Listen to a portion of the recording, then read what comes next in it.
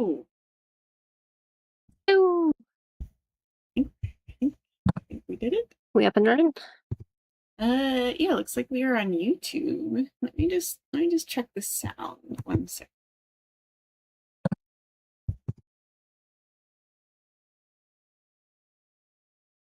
Testing. Speaking words because you have to make sound. Okay, yes, I can hear both of us. You seem to have sound on Twitch. Wait, let me get that. Okay.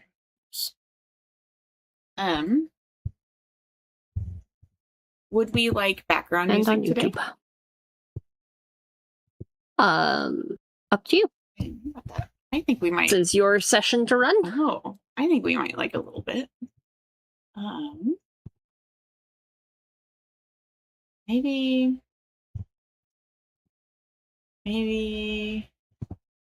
we'll try this one again. Playlist, yes. Shall I show you what I have shared to our Patreon? Yes. It is the map for Boob Seance. Ooh. It's about as complex as it's getting.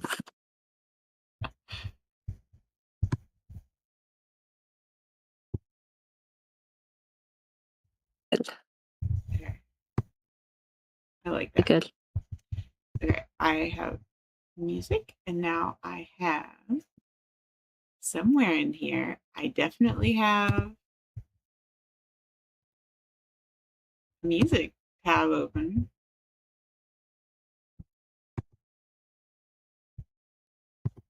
What am I doing? I have no idea. I'll make it.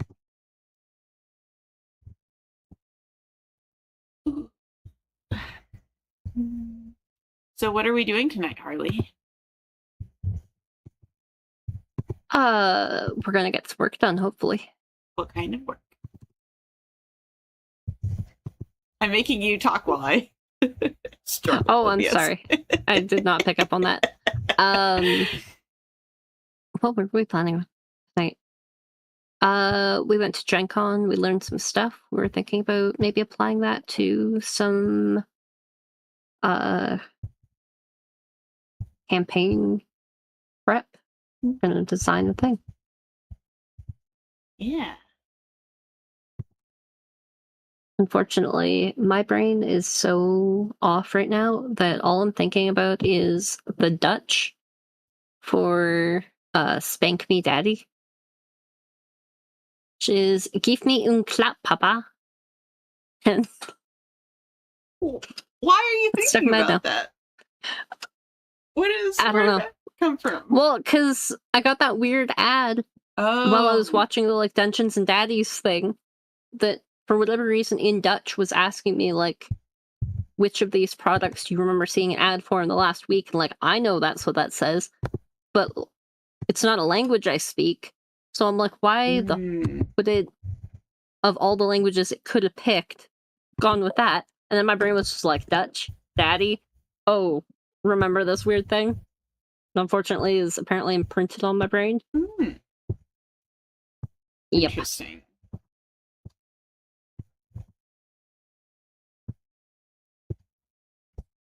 Clap me, Papa. Anyway, so that's. Is that what it was? Give me un clap. Give me un clap. Clap. Yeah. Yes. Literally give me a clap or a slap. I know shake a dein Speck in German means like shake your ass. So I listened to a lot of Peter Fox for a while in college.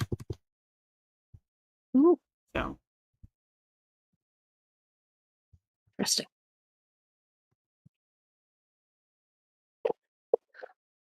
So I can't have kids. It is what it is. And for the most part, that doesn't bother me. But every once in a while, something will happen, and I'm like, "Oh, that is too bad." Specifically, that my parents, of course, will never be grandparents. Which, yeah, it's kind of sad, but whatever. You know, that's on them. Shouldn't have brought people into this world.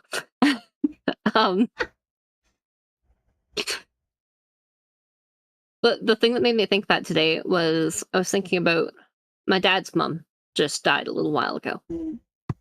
And when she adopted my dad, she told him to call her mother-in-law Baba Yaga. It's like, this is your Baba Yaga. That's what you call her from now, instead of grandma or whatever.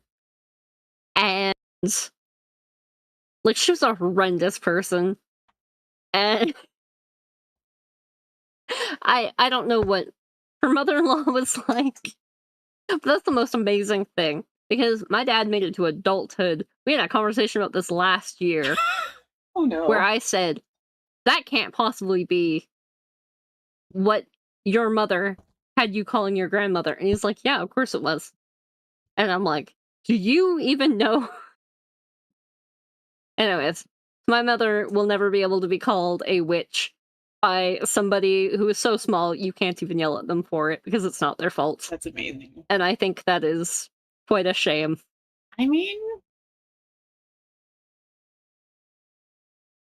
look, you just need to make friends with people who have kids. It's true. And then you can have all the weird nicknames. That's a previously unthought of avenue of exploration. Yeah. We always had like fairly standard grandparent names, but there was enough variety that you didn't get them confused. Nothing beats Baba Yaga. I'm assuming no. Oh, no, that's incredible. She didn't like her. Is that correct? It wasn't just like a funny joke. No, she did not. Okay, not one bit. That's what I gathered. Because it was like either that or like I'm thinking like a, creative bohemian type who might just, find it creative. Nope. But, this wasn't like, oh, this is a really cool person, they'll find it funny. This wasn't, yeah, we're being creative with it. No, it was, I dislike this old bitch immensely, and everyone's gonna know it. Yep. Okay, sorry, let me check and see if music is actually coming through, or if... I'm not saying she adopted my dad just so that he does, but he did it. A really elaborate prank, but... Oh no.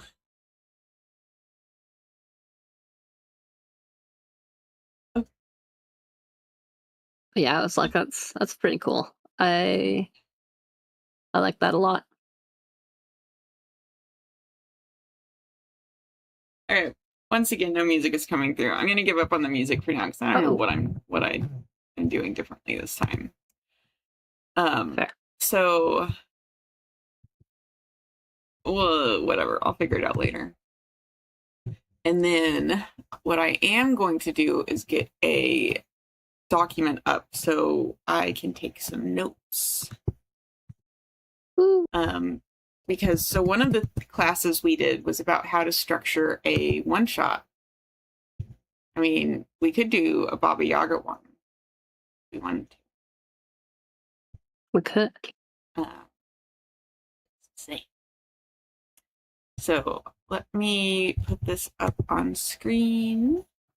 And could we do something to get the creative juices flowing? Unrelated to that first. So while you get set up. Yeah. Is it going to be? Is it going to be another dirty joke? I wasn't even thinking that. I mean, we could. We have another one, but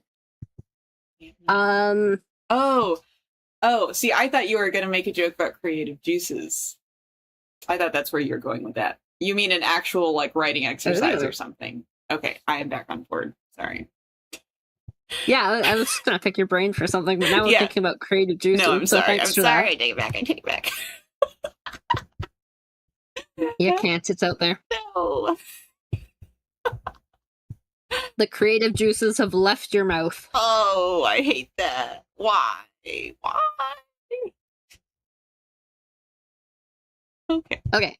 Mm-hmm. So the premise of Boob Seance, obviously, someone has died. Mm-hmm. We know It is a stage magician. Mhm. I'm thinking about people who would be in his life. Mhm. I think he would have a,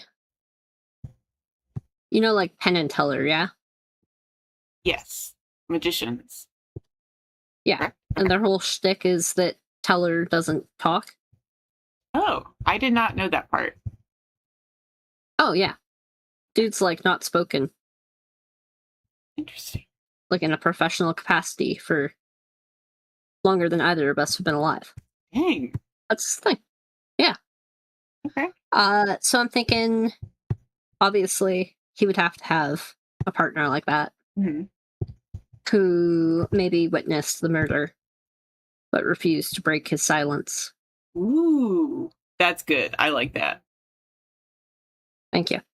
Also, a former student who he had a huge blow up with Mm-hmm. right before the murder, which he told him, like, you'll never make it, and just, stuff. Mm-hmm. He had a spouse, probably a wife, but I was leaving that vague because, I don't know who all will be playing what. Very true. Or how they would like to flavor it. The spouse was having an affair, which had come to light, and he had applied for, I don't know what the correct word is, not applied, but Like filed for divorce. filed, thank you, yes, for divorce. So she would have lost somewhere between half and everything. Oops. A former best friend, which is who the spouse was having the affair with. Mm. There is an owner of the theater that he was working in. It is a not so secret that the magician in question was a hard person to get along with, Mhm. and therefore not always a great tenant either. Ooh, okay. But breaking his lease would have meant, or his contract would have meant, like, paying him out, which obviously the guy who owns the theater doesn't want to do, Mm-hmm. or the woman, or whoever. I was thinking, who else would be in that person's life? Does he have any children? Like, would he have like adult children who are jealous of his magic empire, or former students who? Did you already say a student? I did say Okay, student. you did say a student. That was when I was digging for a pen. Sorry. Yeah. I was thinking having, like an adult kid might be a cool one, but I think that and the student would be too many. Yeah. What about like a washed up rival? Kind of feeling that same. Like a youthful partner who didn't do as well. Ooh. Or like a former, he used to do a different show with a different partner. Or he used to be someone else's sidekick, and it's like his former whatever. Interesting. Did he maybe steal some tricks from other magicians? Yeah, he totally did. Or got them kicked out of the magicians? The guild. Yeah, They've the guild. definitely got a guild. That feels like a very magician thing to do. Oh yeah. Well, there's that secret hangout in Los Angeles. Secret hangout in Los Angeles for magicians? What? Yeah, and you have to be a due paying member and everything. Oh, That's the thing. pretty cool. Yeah, it's not like a secret. You can bring people there. But like the public does not have access to it. Anyway, like a club. If you know what the fuck I'm talking about, please help me, because I don't.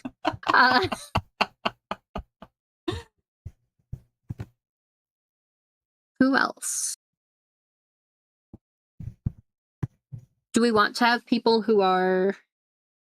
no, that doesn't really work. I was thinking, do we want to have people who are not directly related to him? Like, just, oh, this is the foremost expert of whatever.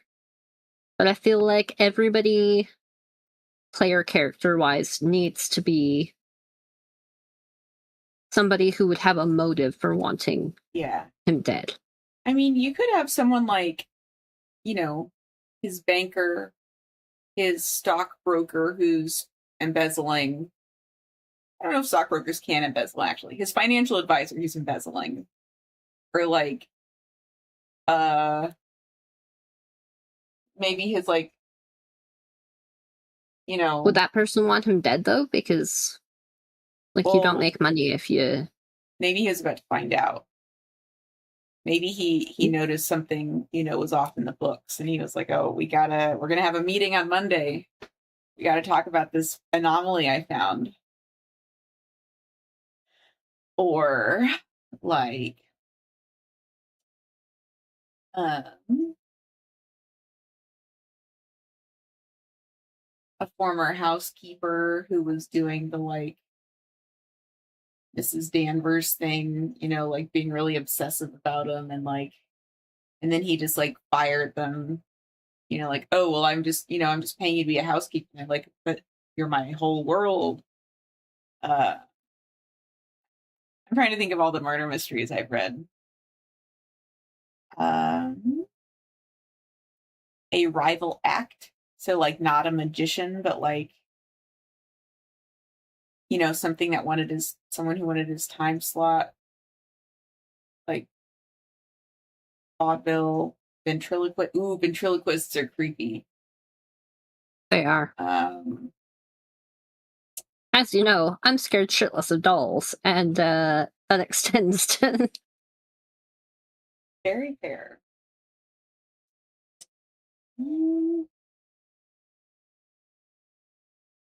I mean, you could also do the thing. So it's like when you do those, like, boxed murder mysteries where it's like everyone gets a role and it's like a theme party. They usually have a specific number of characters who are, like, designed to be, like, integral to the plot. And so it's like, those are the people who, like, will actually read their background and, like, pay attention. And then there's usually some more that are, like, kind of important. And then there's just a bunch of, like, extras who can kind of be, like, filler. And they don't matter as much. So you could do something like that where you're like, here are all of the, like, really high motive people. True, how many people are we having play? I don't know. You just said you wanted ideas. I don't know if you liked any of those.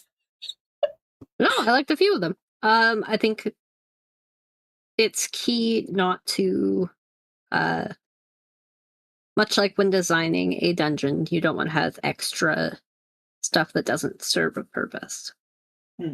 So where at a dinner party, it would be fun to have kind of fluffy filler stuff.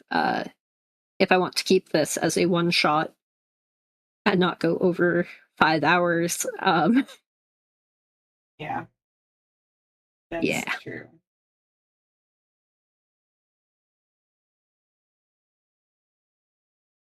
I'm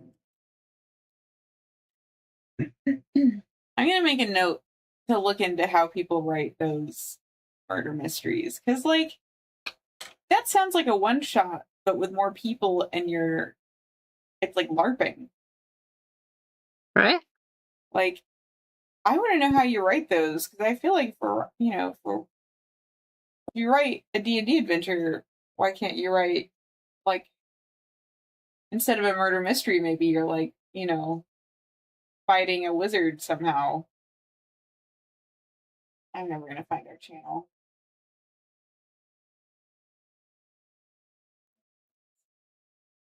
So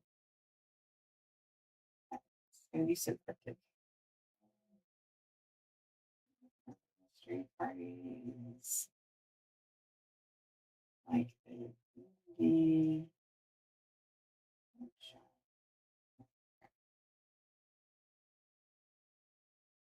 to put that in there.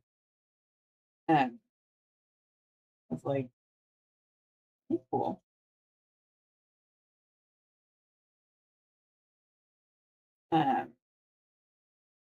And now, oh, I didn't actually make the paper bigger. There. Okay. Did you have any other boob seance stuff?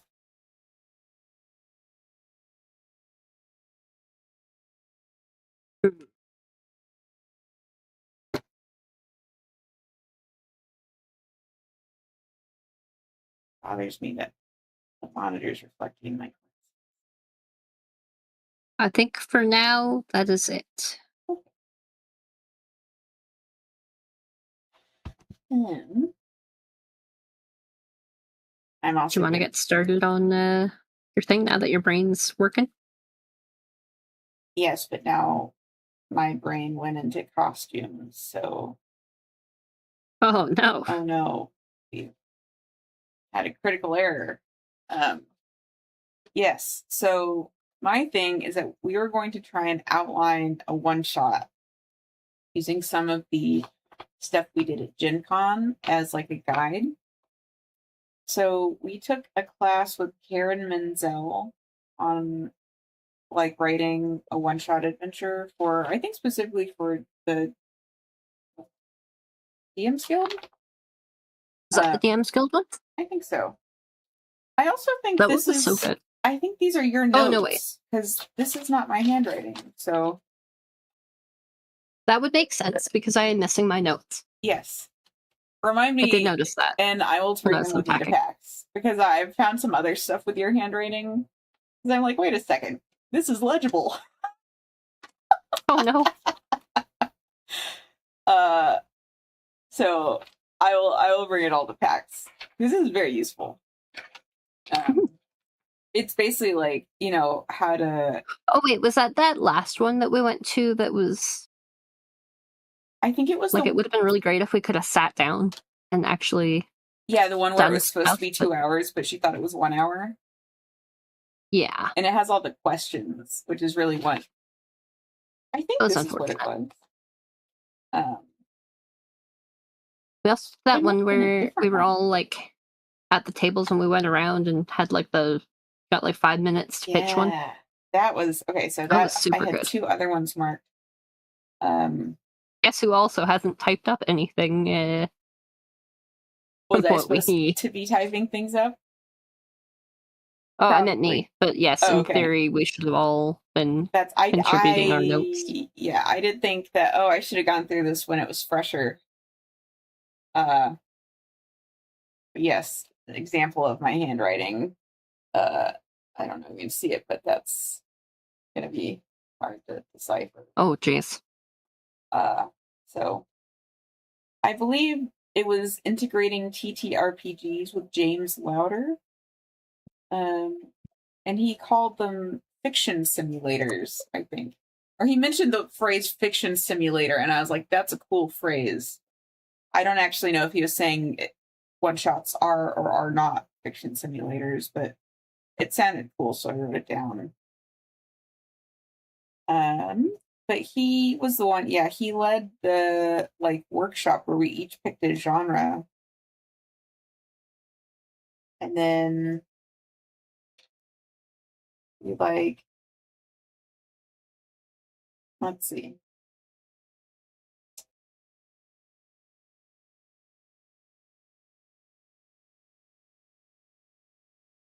Oh, another thing he said was the people playing your game will be co-creators. Leave room for them. They want to tell their own narrative. Like that. Mm-hmm. And then he talked about like, think about it like, well, what do the players want? But what will also be useful for the DM? What will affect player expectations versus like, you know, versus what you think they should expect? Playtest. That was a suggestion we heard multiple times. Yes, yeah. And then if you have a really good player experience, try and backwards engineer it to figure out what made it so good. That was really great advice. Mm-hmm. Do we want to try to think one off the top of our head then? Yes. So we could just do that same. Do you want to just try that same like process? yeah, like picking a genre and then like. Sure. Because I had come up with an idea, but I think it was too complicated for a one shot. Oh yeah, I was As hoping you usual. would walk me through it because I understood most of what you were saying there, but every once in a while I was like, So the idea that I had was like, I think it would be interesting to just do a one shot as if you're a wizard.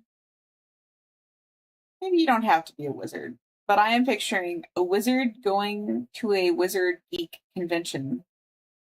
And what do wizard geeks do?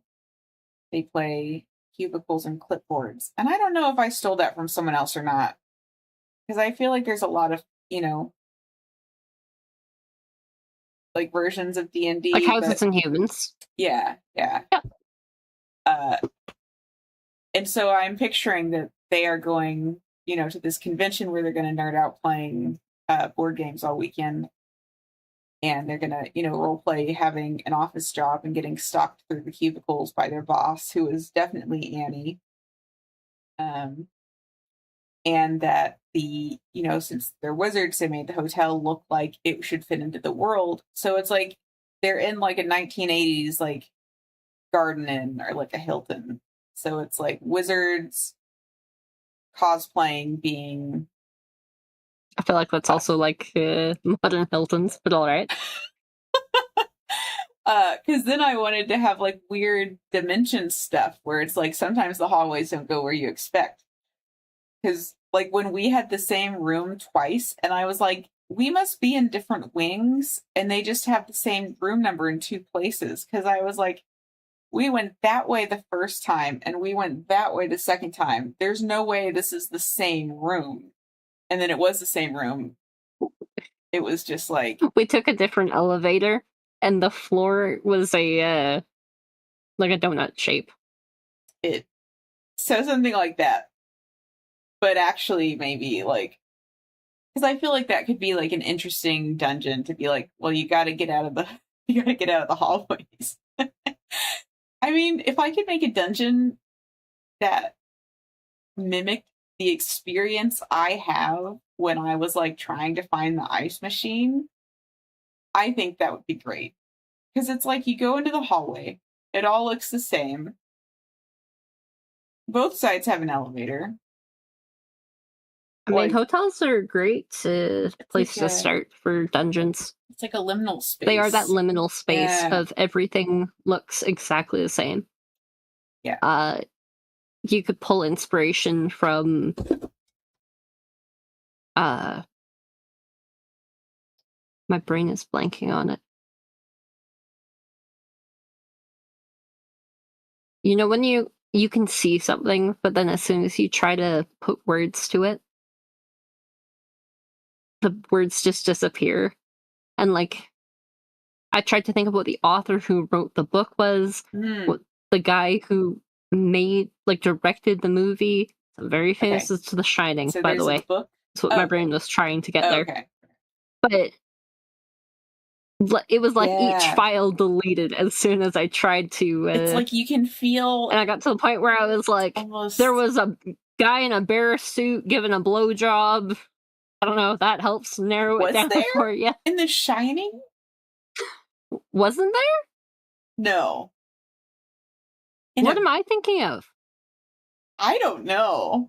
A guy in a bear suit? I will say I haven't read the book. It could be in the book. I mean, I feel like Stephen King was doing some weird stuff in the 80s.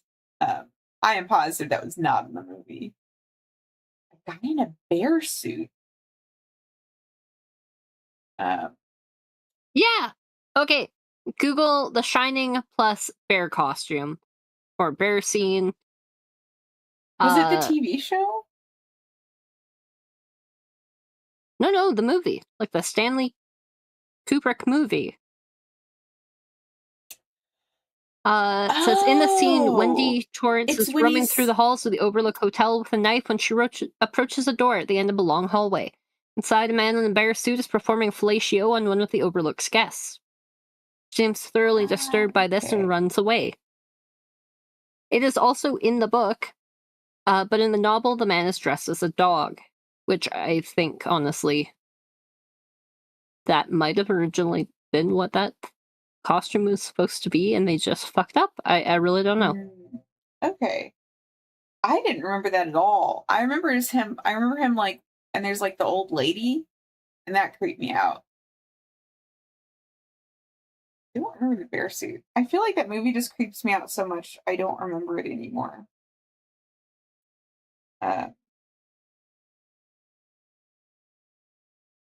Interesting.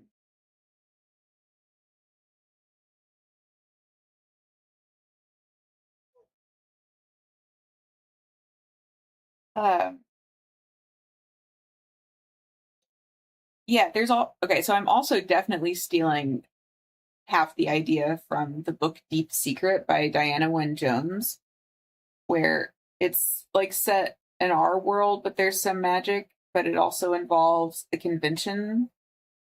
It's like meant to be just like a normal like a fantasy nerd convention, but then it's like weird stuff is happening, and it's like you keep turning corners of the hallways, and you turn 5 corners, and that's when you find your room, and you're like, how did I just turn 5 corners if we're in a square? But like I also just like the idea of like, you know, magical people being like, oh man, I want to pretend to work in a cubicle. Like I want to play with like a landline phone. Like, or it's like, you know how people go do D&D in a castle? Or it's like we talk about like, well, I talk about like I want to go to like a big fancy Victorian house and walk around in the middle of the night and like a gothic heroine nightgown, you know, like on the cover of the gothic romances where they're running through the fields, and like I want to do that. Like that sounds great. So I feel like this would be like the wizard world equivalent of like, you know, they do that stuff normally. Like they want to get coffee and gossip, or, you know, be at the water cooler. Uh anyway, so that was my premise for my setting. That was my thought for a setting. I don't know if it works for a one shot. It might be too complicated, but It might be, but definitely think on it. May I blurb out just so many words at you? yes. Also worth looking into, there is a Doctor Who episode based on the Minotaur. They're in a hotel. It's very weird. I feel like the title is something along the lines of Kill Your Gods, but not that. And Hotel Oblivion by the guy from My Chemical Romance.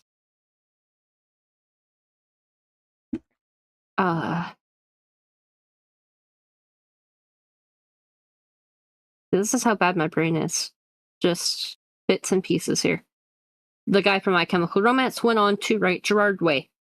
Wrote comic books. He wrote specifically The Umbrella Academy. The Umbrella Academy, Hotel Oblivion, is a comic book, or graphic novel, rather. It also inspired the last season in like the loosest way of the TV show, which was something else. I am very mad about that ending, but I won't get into it because I watched it's been years and I'm still like, that's Umbrella shit. Academy. Yes. I watched like the first 2 seasons and like an episode or two of the third season, and then I just never finished it. So maybe don't bother to finish Did it. you watch the one where they go back in time? Yeah. That one was cute. That was well done. Yeah. Yeah. Also really good if you're looking for something weird. His take on the Doom Patrol was really good. And actually the TV show that was made afterwards. I think I saw. I believe he might have consulted on it. Was excellent. I saw a few seasons, but also so weird. Yeah, I got to the part where they shrank down, and there was like a rat, and That's the last part I remember. But, yeah, oh, you've seen like nothing. Oh, really? Yeah. Oh, okay. I must have watched it when it first came on. I think the first season is a wonderful, like, just encapsulated story as it is. Mm-hmm. And the second, like, they kind of drift a little bit and they get, how it is. And then, like, the writer's strike happened, so the last couple episodes similarly are shit, I think, for the same reason of all of a sudden there's no one working on it for months. Just what I'm really worried about with Obsidian Trident. But also, I have my MA due, like my final project, in only a couple weeks here. And I have to get it done. And I have to get it done before I can do any DMing. Yes, you have to do that first. That is the punishment. When is the due date? What was the other thing I was to say? September 30th? Okay. Yeah. So no DMing until October. Yeah. Or until I get this done. That's good. Which, so hard. I don't know what I want to write about. Well, why am I the one doing all these writing exercises then? Do you want to be the one doing brainstorming? Or are you avoiding working on it? I'm not avoiding working on it. I'm just like, I don't know. Yeah. Don't know. Okay, so liminal hotel space seems good.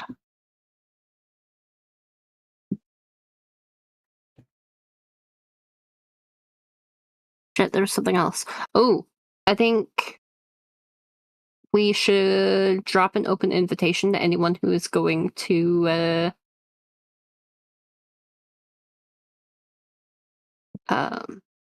PAX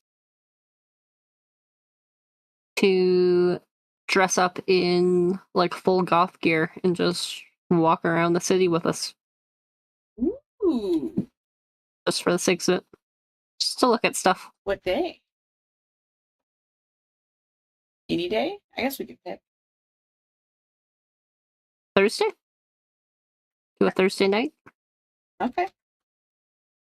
Before stuff actually starts. Did we just add another costume? God damn it. You did this. I know. I'm putting it on the list. I don't even know what made me think that. Oh, I was thinking about that because I was like, oh man, we should like go on one of those spooky tour things. I still do think we should do the spooky tour. I think we should, like, we're not paying for everybody to go on the tour with us, but if you want to go on this tour, yeah, let's do a meetup. Come in your goth outfits, and yeah, I like that.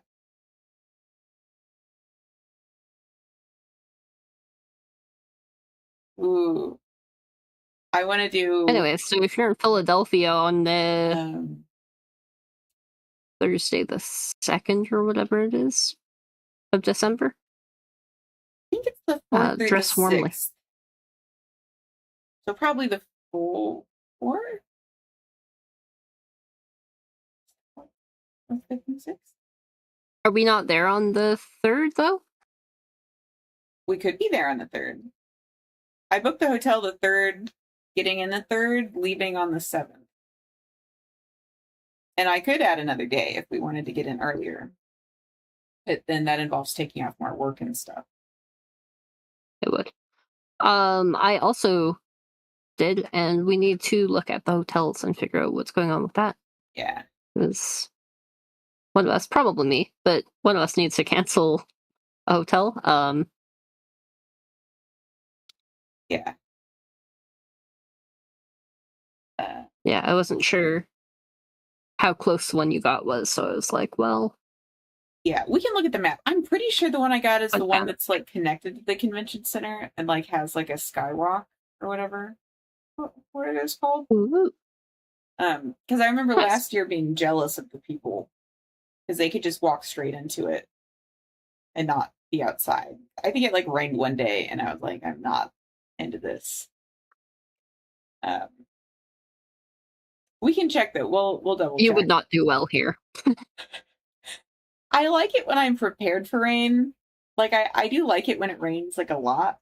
Or like I like rain a lot. I don't like having to deal with it when I'm unprepared and can't go home and get comfortable again. Fair. I remember skipping a class once in college because I was walking from one class to another and it started raining and I was wet and I was cold and I was like, I could keep going to my class or I could go to my dorm. And I just went off to my dorm and was like, I could go to my class now and I'd only be a few minutes late. No, I'm not going back out. So I just skipped the class that day. It was raining. Sure. Anyway, I forgot what we were talking. Oh, I do not want to be damp. Yeah, I like that spooky tour. Very cool. I wrote down what we do in the shadows cosplay just in the notes because that made me think of it. Sort of vampire biz.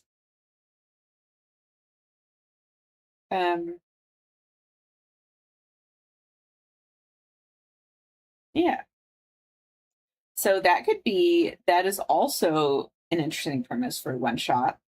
You and some other people are going on a spooky tour of a cemetery connected to an old house, and it's weird and spooky.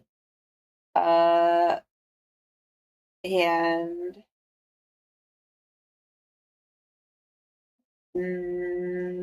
and then something attacks you, and then you have to get out of the house. I'm really good at coming up with the initial setting, and then that's it. I never make it further.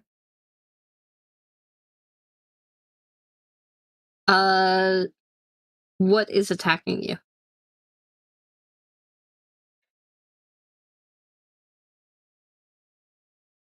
Is the house part of the tour? Yes, I think you are touring a crazy, like Victorian, eccentric, very rich person who they built their own house either next to a graveyard or they added it themselves. And they had like kind of like a Grey Gardens type thing. Or not Grey Gardens. What's the house that, the woman kept expanding somewhere in California? Anyway. The Winchester Mansion. I think that's what it is.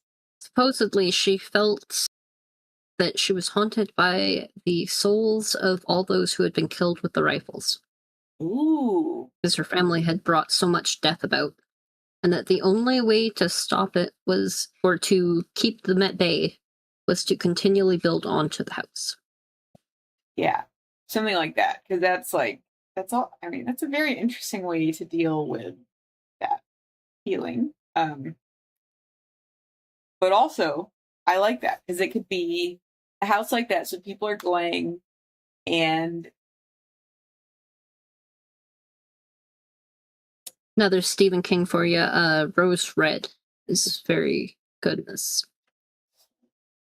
Got kind of that vibe. A group of paranormal investigators goes into a house that was built by like an eccentric. I think that the house keeps moving and changing and stuff. And I vaguely remember they have like a kid with them who has telekinetic, maybe? Okay. Telepathic, some kind of ability. The only reason I remember it is because they reference Carrie in it. They get into like, why kids have these abilities. Okay.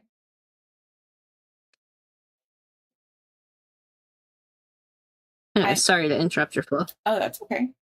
Well, I was just thinking. So I knowingly go into this place. Yes. Am I looking for something in particular, or do I just... I think you are going on the tour. You are a bored tourist here in town. You could, the tour guide is a very enthusiastic fan of this, you know, like definitely maintains their own wiki on their personal time about the house. Like you go in, you're doing the normal tour, it's very boring. There's some sort of, you know, maybe the house had been in the newspaper recently and there'd been news about like break-ins or weird flashes of light at night or something. And the tour guide's like, oh no, that's nothing. It's just weather phenomena. And then like inside the house. yeah. And then I think either it's some sort of like auspicious day for hauntings, like it's been leading up to some sort of like, you know, the stars converge in a line and the dead rise and you know it's been leading up to that. Or someone's been trying to steal stuff and has disturbed a secret, or the group just like someone like steps on the wrong floorboard that's been stepped on too many times and they fall through into like a basement and they're in like a maze and that's and they're being there and like the whatever dark secrets that causes like the ghosts to come back and start trying to get them out. I think there's a lot of options with something like that. Indeed. Yeah. So I'm trying to escape? See, I think that would depend because, like, you could be trying to escape. You could be trying to find the secret of what was happening. You could be trying to quell the ghosts.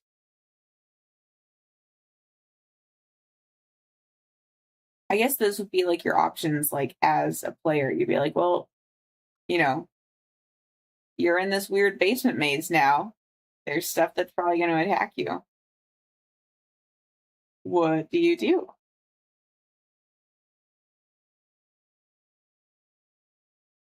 Because, like, I could see there being different outcomes of, like, you know, you could find what the ghosts are trying to protect, or, you know, you can cleanse the evil from the earth in this location, and then their spirits will rest or something. Uh, or you could just find your way out of the maze and just like get out of here, and it's someone else's problem.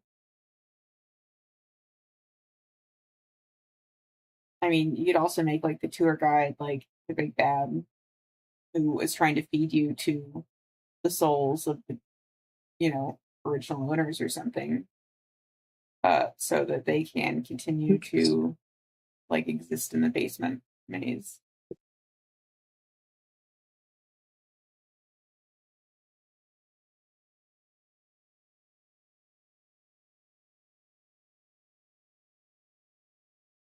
You'd have to figure out how to like work together with your peers. By peers, I mean other people in this group.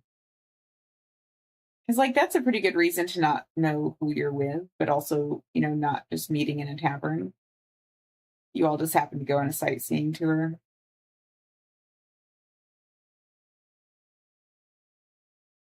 Oh wait. Oh, you're muted. Have you been muted for a long time? I feel like I've been talking to myself for a long time. I'm not muted. Oh, I was just agreeing. I was saying, yeah. Oh, good. Sorry. I was worried that like I had been talking and talking, and you had been trying to talk, and I just hadn't heard you. Okay. I was just thinking about it.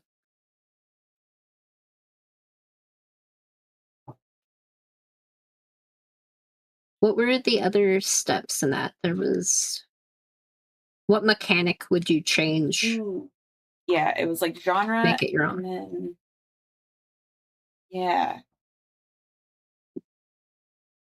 So for ghost tours, I think if we're thinking about it like sort of a genre and expectations thing, I mean, it's not quite Scooby Doo, but I feel like it would be sort of like like the Haunted Mansion movie, like that kind of like, ooh, it's spooky, but also it's meant to be like kind of funny and not that scary. I mean, I don't know, but then it could go pretty scary. So maybe it's like gothic mystery. Did I ever tell you about my mom and the Haunted Mansion? I don't think so. So last Halloween, we're looking for something to put on. We got like the projector and we're giving out candy and stuff. And my mom goes, "Why don't you put on the Haunted Mansion? You know, the black one." And I went, "Mom, what does that mean?" Like, I assume she means not the Muppets, obviously. Although maybe not obviously. I don't know. What does that mean? She goes, the new one they made a couple years ago. I'm like, as okay, I understand. Again, I know what she means. The cast are majority black actors. It's set in New Orleans, which makes a lot more sense than the like early 2000s comedy. But I'm like, so would the not black one be the Eddie Murphy one? In which, again, the cast are majority black. Like, it's supposed to be his family. Uh-huh. Was, oh my god, I forgot he was in that.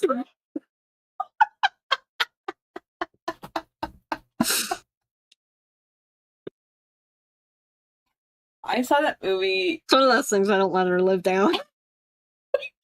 I probably should, because, like, obviously, the brain damage is hereditary. Like, I know I'm not an idiot, but I'm forgetting stuff constantly. As we can see from the, 10 minutes I just stared into space trying to remember The Shining earlier.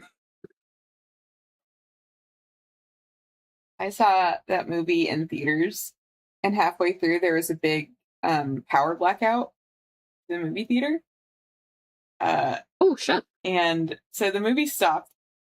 And, we waited for a while, and then finally a guy came in and was like, hey, it looks like we're not getting power back for a while, so we're going to give y'all, free tickets to come back and see it another time. But the problem was that with the power outage, we couldn't raise the automatic recliners, and there were people who were stuck in their seats. Like they had to go get people to try and figure out what to do. I just slithered out under, because they have little tables. And I think these were the ones, because some of the tables will swivel, like at some of the draft house locations. And I think these were the ones that don't swivel, and you just sort of sit down. So there's a table here, and when you recline, you're up. And I'm pretty sure I just snaked my way out like a fool. Those theaters, I've got more stories. I once stood up, managed to fling my phone up, and the credit cards flew out of the case, landed behind the seat on the row in front of me, and I was like, I'm not, I gotta go dig. And luckily the movie had just gotten out, so there wasn't anyone in the seats and I could mess around on the floor with my flashlight. But I was like, and I managed to get it, but I was like, I just watched the credit card fly through the air and just fall down. And then another time, the last movie I saw before the pandemic was Birds of Prey. And I had seen it with my dad, and it was the movie theater, it had these fancy, the kind of armchair seats. And so instead of it just being a normal slope, it was sort of like there was a riser per each row. So it was the back of the armchairs was sort of at floor level for your row, and then it went up like that. And so we get out of the movie finishes, and it was a pretty empty theater. And I turn around I stand up from my seat, turn around, and I overbalance, and I fall into the seat in front of me. I fall down ass first, and luckily I leaned forward and caught the floor with my hands. So I've got my shins up, and I'm like kind of bent in half with my ass in the chair under me. And like luckily no one was in it, because I feel like that I would have like crushed their head. I don't Would have been awful. And my dad was very embarrassed, and I think he waited for me for a second to see if I would be able to get myself up, and then he helped pull me up. But I was like, I mean, I'm sorry. I turned around and immediately made a scene. But aren't my reflexes great? Like, because I was like, man, imagine if I hadn't caught myself. I would have just like flopped down backwards, hit my head on something.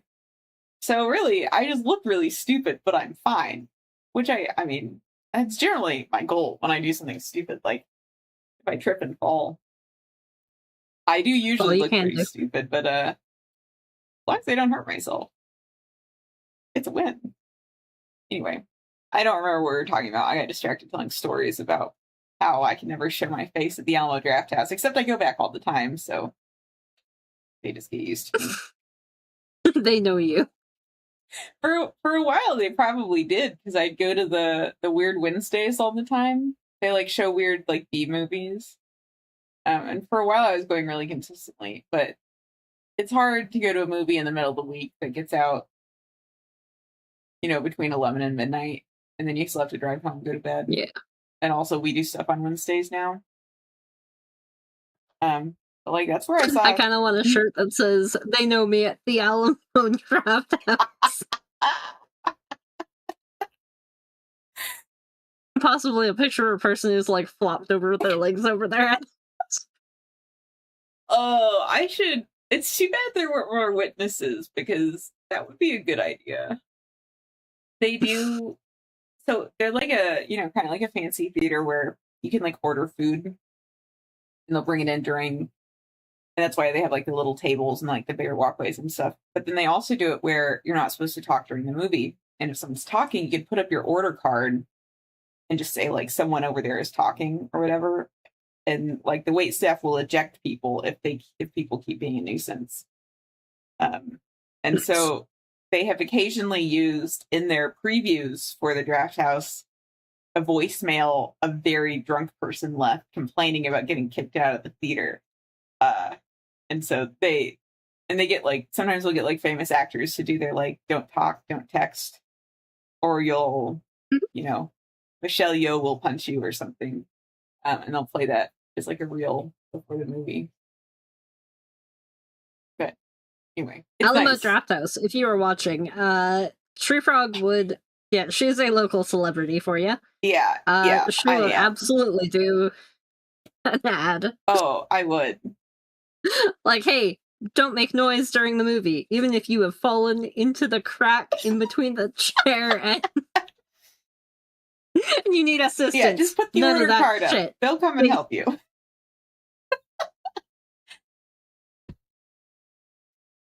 Yeah, I gotta get you like a life alert. Help, I've fallen somewhere strange, and I could probably get up eventually, but I might struggle. Help, I'm in the sewers. Oh. I mean, I have thought sometimes that it would be useful to like, air tag myself or something. Like, I used to, one of my managers, he was talking about how he'd always forget stuff, so he'd put air tags and everything, and then he'd lose his phone. He couldn't air tag his phone because his phone was how he looked stuff up. And I always find that really funny, but then sometimes it's like, unfortunately, also true for me. Like, I leave stuff in weird places all the time.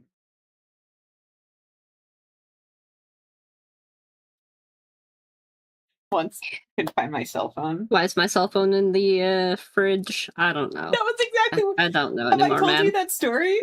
Or was that a joke? No, that's just something I've done.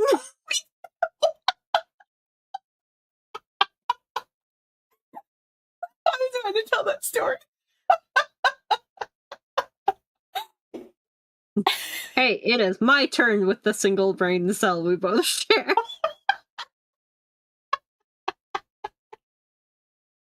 Oh, mine was on top of a box of leftovers because I carried it in and just put it in the fridge. Was yours just sitting on the shelf? I think I put it in with something, but yeah. Oh, goodness. One of my friends, and this was like in 2008, so before we had smartphones, so it was like narrow phones. She lost her cell phone. She couldn't find it. She looked everywhere, and she had someone call it, and then her boobs started ringing because she'd put it down the front of her camisole and forgotten about it. And I was like, that's very, I mean, you can really do that now with a smartphone, but like, that's a very specific place and time. I shouldn't have looked, but look at that thing that you know that I am referring to. Because so cute. Thing. I know.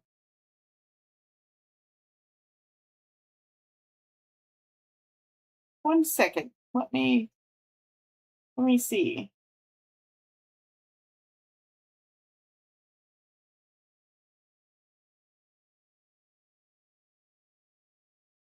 This is the real test. Do I know what you're talking about? He stopped, but he was smiling, and it was all. That's what I thought you were talking about. I did go in and check about 3 different channels and be like, what am I looking for? What am I looking for? Okay.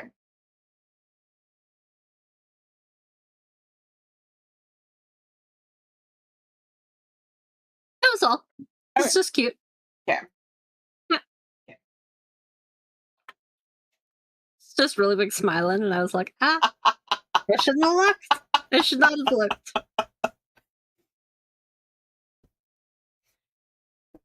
Well, what time is it? my not so well hidden crush on someone. Not hidden at all. It's a secret. We should make you a shirt. Ooh, you know how in Indiana Jones, in the first movie, the girl in his class writes like "I love you" on her eyelids, and she just blinks at him. I had this really hot archaeology professor in college, and I used to joke with my friends that I should do that. You absolutely should have. I was a menace. And like the terrible friend that I am, I would have sat there going, "You should do it, do it, do it." I know. It was just I would show up late to class, and then I'd walk in and sit in the front row because that's where I always sat. Like, I mean, I showed up really drunk once. I'd had 3 margaritas for lunch because I like bombed a final. And I went in. Oh my god! And I like later was like, I shouldn't have gone to class because I think I vaguely remember talking to him at the beginning of class, and I'm like, I think I tried to make a joke, which was a bad idea. And then I think I fell asleep in the middle of class, and I'm like, again, front row. Didn't do well in the class either because I was, I struggled in college. So, but he had a really nice voice. He was really good at like telling the stories and stuff and like making it fun and very hot. I used to make when I get drunk on like the weekend, I'd make my friends listen to recordings of his lectures. Because they'd all be on Blackboard. They're like, no, you gotta listen. You gotta listen to this professor. He's like so hot. He's like Indiana Jones. And then we'd all fall asleep on the couches listening to these lectures play. And then once we woke up so late the next day that it was too late to get brunch, which I thought was hilarious. It's like, how do you wake up so late you can't even get brunch? That's because you wake up at 4 p.m. I don't have the stamina I did when I was in college. I mean, which honestly is for the best, or else I'd still be doing stupid shit like that. So, what were we talking about? I just started talking about the hot archaeologist. Oh, the I love you on the eyelids.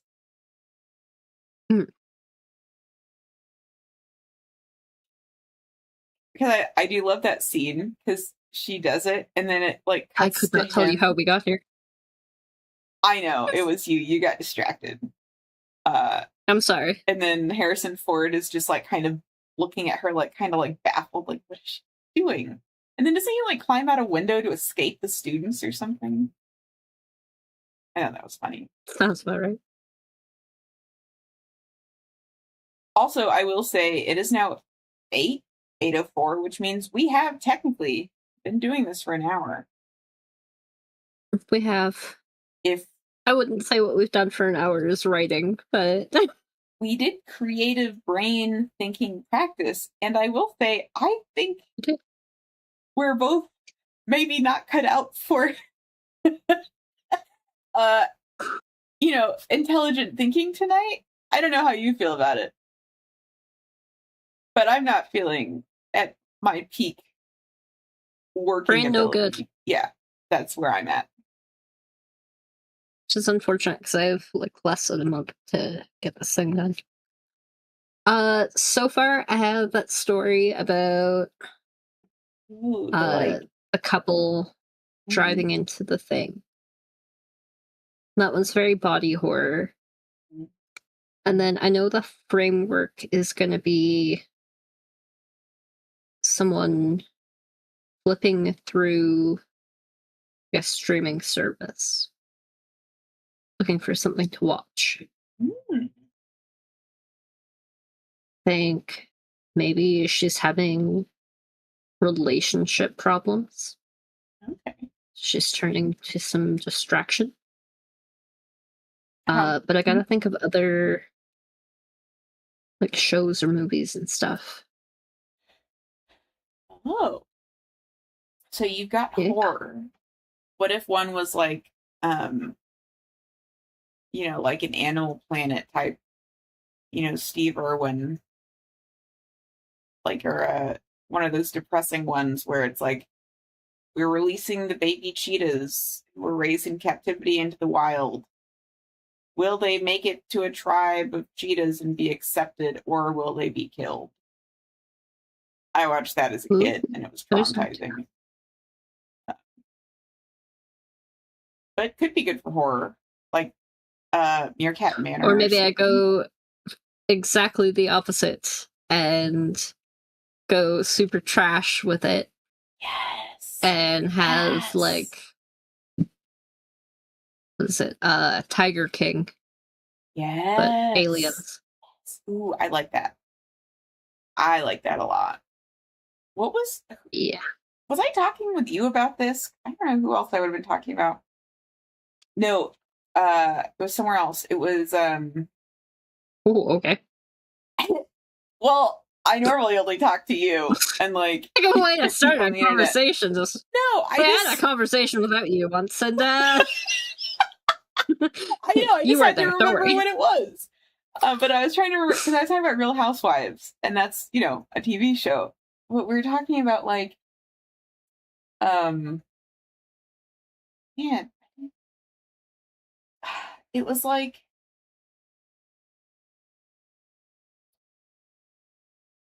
Oh, it was like, I guess there's a TV show hosted by Alan Cumming about like, it's like One Night Werewolf, but it's like a TV reality show, and it's supposed to be really good. Something about a castle. Something, I'll have to look it up, but they said it was really good, and so they're trying to explain it, and it was... Not about traders? Yeah, that's what it is. I don't understand how that's a whole series. I think it's interesting to watch the people in it do it. Although I don't, because it sounded like it was a lot of like betrayals, and like they, like, the housewives would make alliances and like do things that weren't like optimal for the game. Because we were talking about how like it's interesting because you get these different groups of people, like they were saying like Real Housewives, and then I feel like the other one was like, we're talking about like, hypothetically Real Housewives versus gamers, and it's like gamers would try and like optimize the system and like win by the rules, like optimizing the rules, except then you can't optimize against, like, if the housewives are making a team and they won't betray each other, which is not optimal for themselves. You can't you can't optimize against someone else not playing optimally unless you know exactly what they're doing. Anyway, and then me and someone else were like betting on the housewives because like they can be mean, like they're gonna be unpredictable. Anyway, so that was what I was thinking of is like getting if you get like two different groups and you put them in a situation like that, and it's like how would you, just like see what happens because they would normally play that kind of like betrayal game very differently. I think if it were presented to them individually, then it would play out as a group. Anyway, I think where I was going with that was Real Housewives of Space might also be interesting. How do I make it horror, though?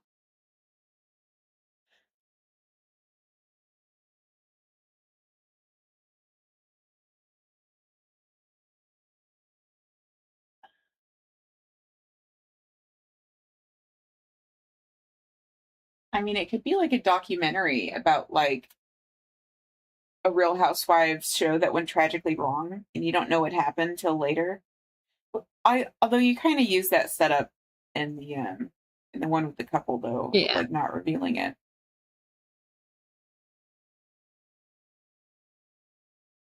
Yeah.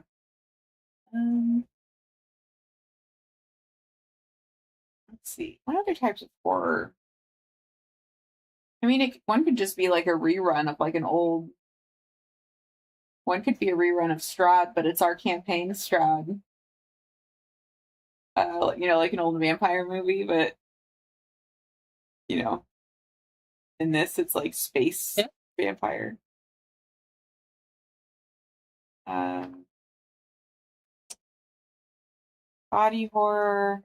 There's like the weird psychological horror where it's like your mind doesn't, like what's real and what's in your head, and like, are you hallucinating? So I feel like that's a little different than the body horror. Yeah. Well, it's hard to blend those into. Not that it has to be one narrative, but it has to work with the frame narrative. That's true. I mean, it could be something like children's television. Ooh, a lot of that's inherently creepy. Very creepy. Mm-hmm. What about something like you're watching a show and then it starts to seem too real, and it's like, is this deja vu, or like, why is this show? It'd be like, am I dreaming? Like, if something started to be like it was playing your life. Is this about me? Situations, Is it? I don't think so. Are you the framing device? No. Like, when you're watching something, you're like, oh shit. Is this about me? Why are so many things lining up? Yeah. I thought you meant, am I speaking right now about you? And I was like, I don't think I am. Am I? Have I been describing your life? Are you watching the horror shows? I'm so yeah, because like, I don't know. Trying to think of other things like I've just like watched on TV that were really creepy. Documentaries get me sometimes. Especially if it's like something creepy that happened. Like if they present it in certain ways and it like some sort of like unsolved thing where it's like really left open ended as to what happened, and I don't know. Like cryptids or something. Or well, I will say actually the ones that really like bother me are the ones where it's like, oh, actually it was, it wasn't like the environment or the supernatural or something. It was just humans being horrible. That's more in like, fictional shows though. Like my least favorite episodes of like Supernatural and stuff where it was like, oh no, it's actually just humans. I was like, people are just bad. Yeah. I do bad things sometimes. And I was like, give me the demons back, please. Mm-hmm. That's less creepy. Hey, I came here for escapism. Yeah, exactly. That's. Oh, what about like a creepy musical or something? I guess you could do that. Might be hard to put into writing though.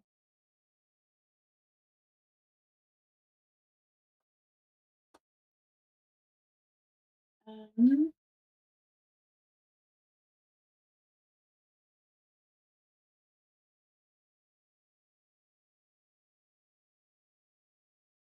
and you kind of had like sort of like a romance with the one you did already, because it started off being kind of like a rom-com a little bit, you know.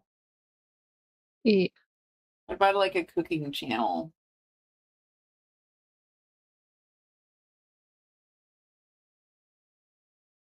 that could be.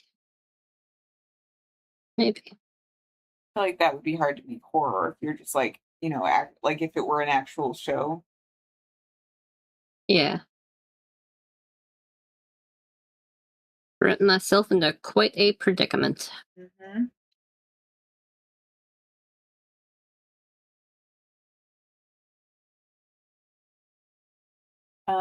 There's stuff like an old like military movie, but it's like a claustrophobia one where it's like on a, you know, some sort of like, you know, I don't know, Imperial starship, and oh, they're trapped in, you know, the walls are getting closer and closer. They, you know, there's no In the way out. garbage Or like, chute. yeah, yeah.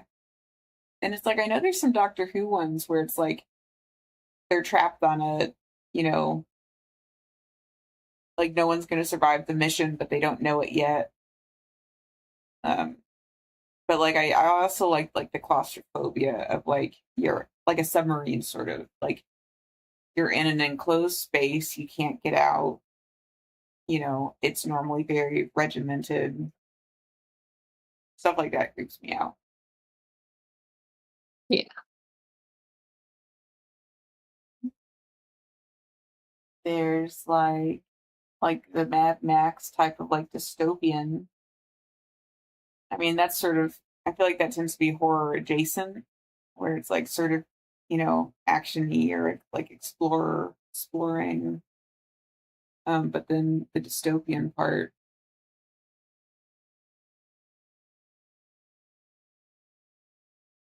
Mm,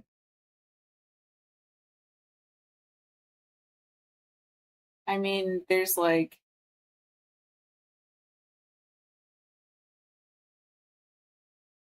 it could just be something like a, you know, here's like a news update on this random, like, was it spontaneous combustion? We'll never know. Or like, how did this person disappear? That's They were true. just in the convenience store. Someone saw them and then they never came out the door. But there's a camera on all sides, you know, like something like that, where it's just like a normal creepy news story where the creepiness is just in that it hasn't been resolved. Like, whatever happened might be horrible, but I feel like the not knowing part almost makes it worse. Um, I like that. Vampires, blood-sucking parasites. Ooh, like contagion, like disease, zombie outbreaks. Um, other horror things would you see on TV? Oh, like The Haunting at Hill House. That's a good one. That's like that where it's like kind of it's almost more like atmospheric. Like I don't know. That one creeped me out, but it's like I also don't remember there being a lot of horror in it. It was just like the old movie. I feel like the TV show was newer and might have been scarier. I've never seen the TV show. Isn't the Okay, movie like like black and the white. guy throws a fake skeleton at her or something? Like, Oh, I don't remember that. I just remember the ending freaked me out.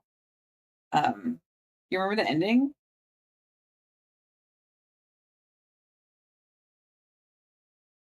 Well, I It's understand. like he's gaslighting her, isn't he? Maybe I'm talking about a different movie. Let me Google it. Let me make sure I'm talking about the same movie before I spoil something totally different. Um,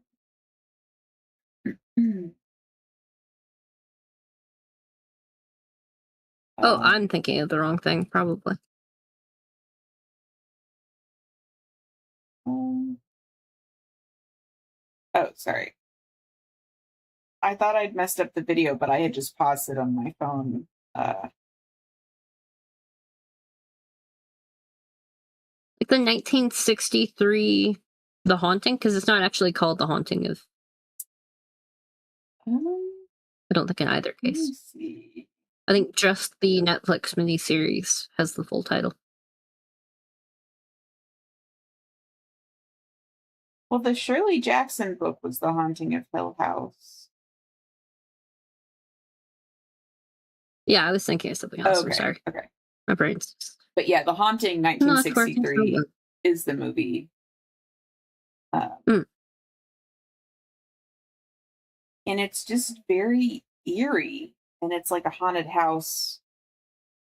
But it's. Do you want a spoiler for the ending or not? Yeah, go for it. Okay. So basically there's like I don't remember why they're all invited to this house, but it's like it's haunted. They all just have to spend the night. I think people keep dying mysteriously. And two of the women have like a connection. And I think in the book it's more explicitly lesbian. And in the movie it's more like friendship. Um and then and it's like one of them's like very One like of those friends that you and the one of the women is like lonely and like not very I mean, she's like kind of mentally shaky. And so for a while it seems like she's improving because like she has someone sympathetic to like talk to and who like kind of I think it's like the other person also I don't know if she sees ghosts or something, but like she doesn't think she's like that weird, I guess. I saw this a long time ago. And it's like I think it's almost like not necessarily that the house it's like I don't really remember jump scares or like things grabbing at them or stuff, but it's like I feel like it's one of those where it sort of conveys that like the walls are, closing in or something, or like, sometimes how movies like will like play the like almost like an electrical hum, like the Mhm. I don't know. I don't know if I'm describing it well, but it creeped me out. And then the ending is she's driving away from the house, the like lonelier one, the woman, and she's almost left it. She's almost gotten away. But it's like the house had made a connection with her. Like she had made this like friendship with the other woman, but she'd also sort of felt this really strong connection with the house. And the house basically convinces her to stay with it and convinces her to drive her Which car one into will a she give tree. the final rose to? Yeah. And so she ends up driving the car into a tree, like so she stays with the house. And it was like that just like creeped me out because it was it's not that scary. Like it's just like she was lonely, the house got into her head. Like that's it. Like it's not spooky. There's not, people standing over your bed when you wake up in the middle of the night. Like there's not werewolves howling. But it was just like I think part of it was like you could see how easy it would have been to have like the good ending. And I think the fact that it was so close but like this one still kind of felt like almost inevitable. Like I do think that made it more poignant because sometimes if like something's doomed from the start, it's like it doesn't affect you as much.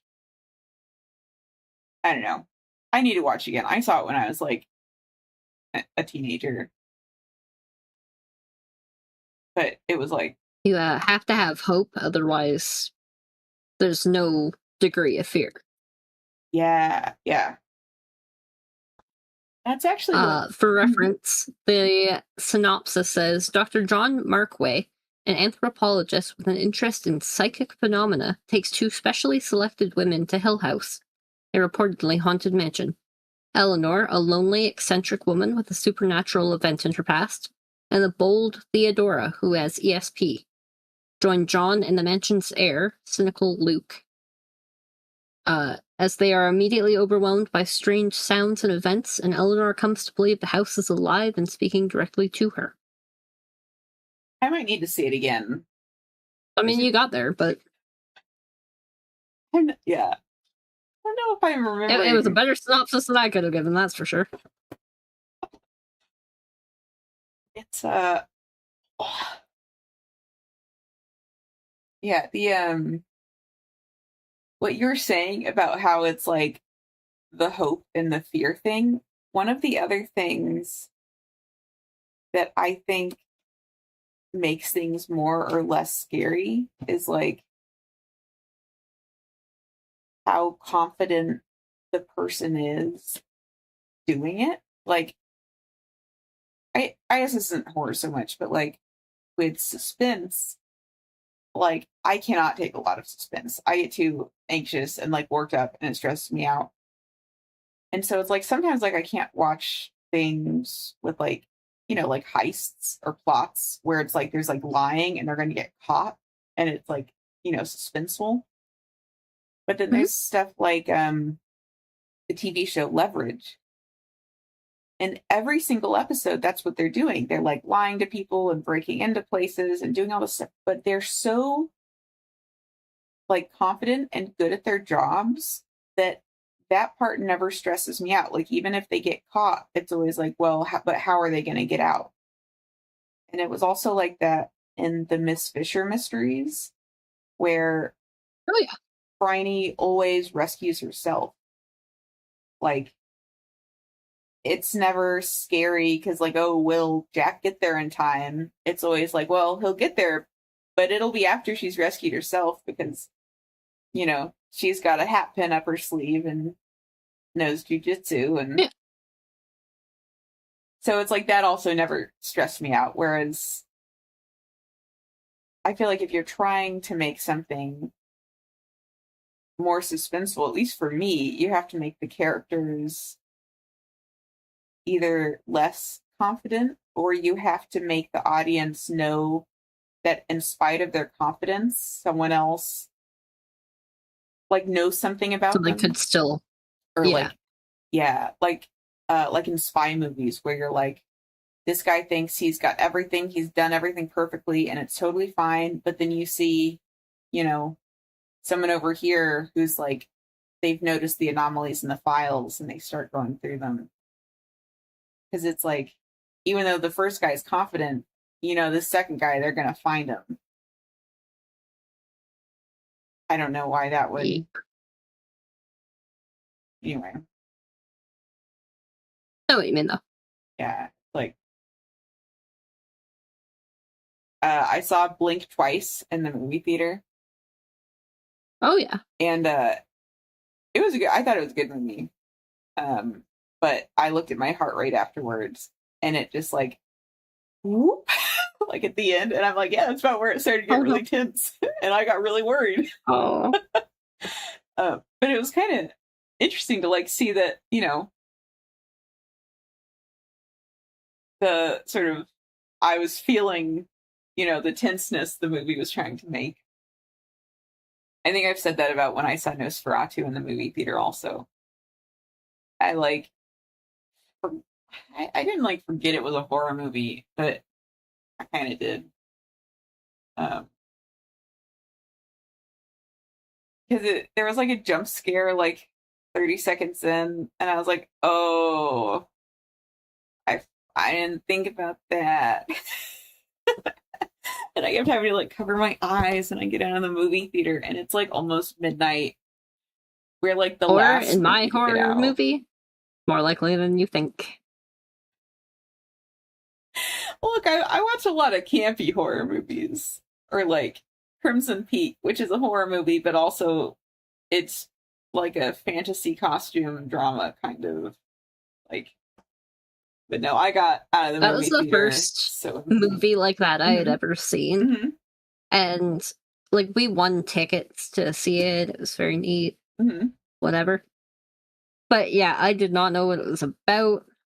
I just they were like, "Hey, you want these tickets?" And I was like, Ooh. "Sure." Like, it's tonight. I guess I'm going. And I was not prepared for any of it. Like, it was Ooh. beautiful and it was scary, yeah, but like not in a like jump scare kind of way. And then all of a sudden, I guess spoilers for if you haven't ever seen it, just random incest thrown in, like Mhm. I knew about that movie. surprise, this Blackbeard retelling also has siblings who sleep together. Yeah, but Does it contribute to the story? Not really. it explains a lot of it, I think. Like all the Does it? secret wives. Although I guess they could have just been poisoning them for money, instead of because the Yeah. sister's jealous. Or not wanting to like lose her position as the lady of the house Yeah, de facto. that is But true. no, I they were like, mean, well, what if this handsome guy who keeps getting married instead is also fucking his sister? I remember that because there is a lot of publicity about the scene where you get a brief glimpse of Tom Hiddleston's butt. I think this was during my Tom Hiddleston phase, which is why I remember. Oh, jeez. We're like, oh, show me that pasty ass. Yep.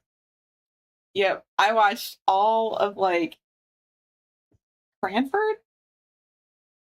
Cranford or like Lark over Cranford or something. Anyway, it was a British TV show, and he's only in one season, and it ended up being more depressing than I thought it would be. It's like a caution guard, and I watched like all of it.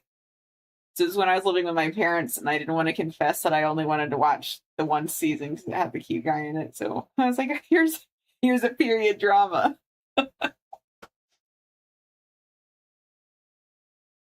Yes.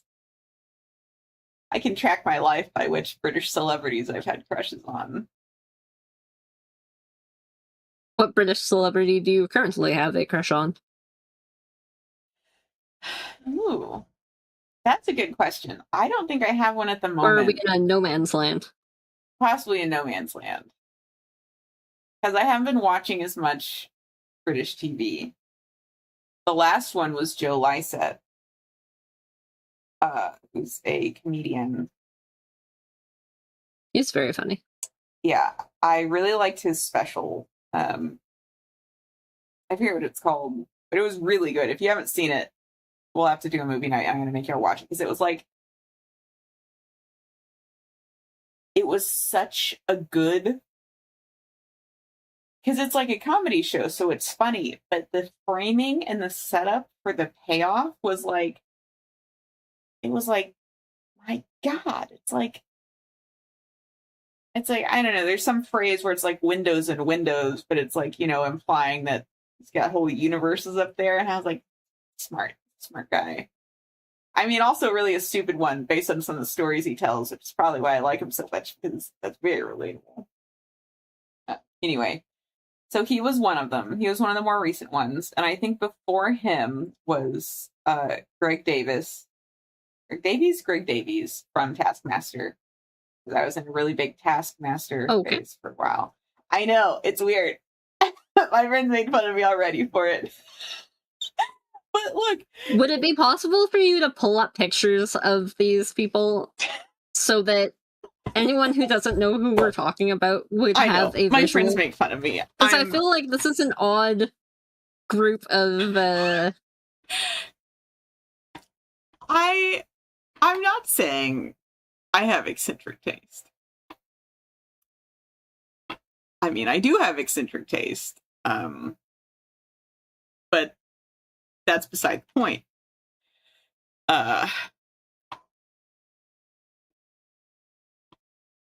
1 second. Let me... Chat, these are wildly different looking men, by the way. I know. He has a nice voice. He's funny. See, you were making fun of me, but you obviously have a thing for guys with voices. Yeah. It's the eccentricity for me. That's really what does it. Oh. Just a little bit of strangeness. I'm single because guys aren't weird enough. That's true. That's actually, we're gonna have to put that on a shirt. Like, that is absolutely true. Gen Con had to the point where it was like, do I know this person, or have I just seen the same, like, neckbeard go by so many times now? There did seem to be some definite commonalities. Okay, I'm still working.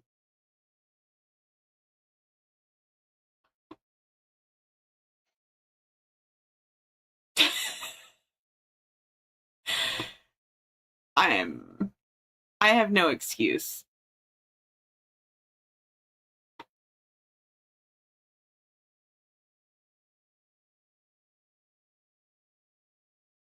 And in fairness, I didn't necessarily say I wanted to date them. They were just my British celebrity crush, which I think is different. Oh no, I meant the what's that thing the other day with the tongue? I think it was the tongue. Yeah. Did I send something? What do you mean? God, our chats are so unhinged. My God. It truly is. If we ever do get a social media person, we're gonna have to be like, burn it all down first. Yep. Yep. I feel like it was before the nude sommelier conversation. Okay, I'm sharing. But after the suck my dick comment. Oh, that was funny. We can tell that one. Okay, so Chiprog sent me a thing that said, what is the first the first like acronym, right? Was it? Yeah, acronym, thank you. Okay. And it was like SMDTICIYT. So I wrote back, suck my dick till I come in your throat. And in the meantime, I forgot I asked this and was like, what the fuck is Harley asking? So I'm just scrolling Instagram and then I see the message preview and I'm like, what the fuck? Wait, where's this coming from? And I stared at it for a minute and then I was like, oh, that's the thing I just asked her about. But I was very Oh, but what I was referring to was I shared a thing that said, like I reshared it, I yearn for intellectual conversation and then making out. And Tree Frog wrote, you just want the tongue.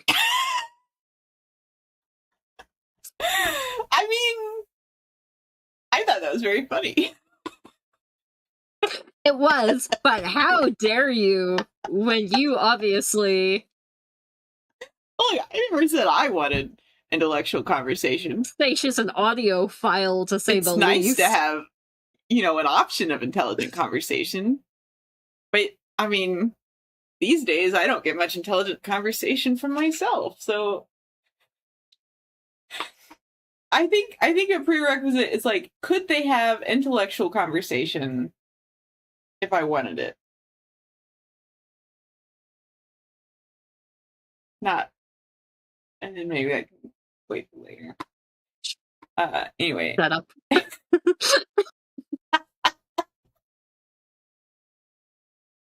Let me share this so Harley also gets a view. I forgot I hadn't shared the document or anything, which I did not put much on. I took some notes. That is the perfect picture of Joe Lysing. You could not, or Lysette, sorry. You could not have picked a better one. He's the one. A jacket? Yeah. The pink and yellow. He looks like a piñata. I love his jackets.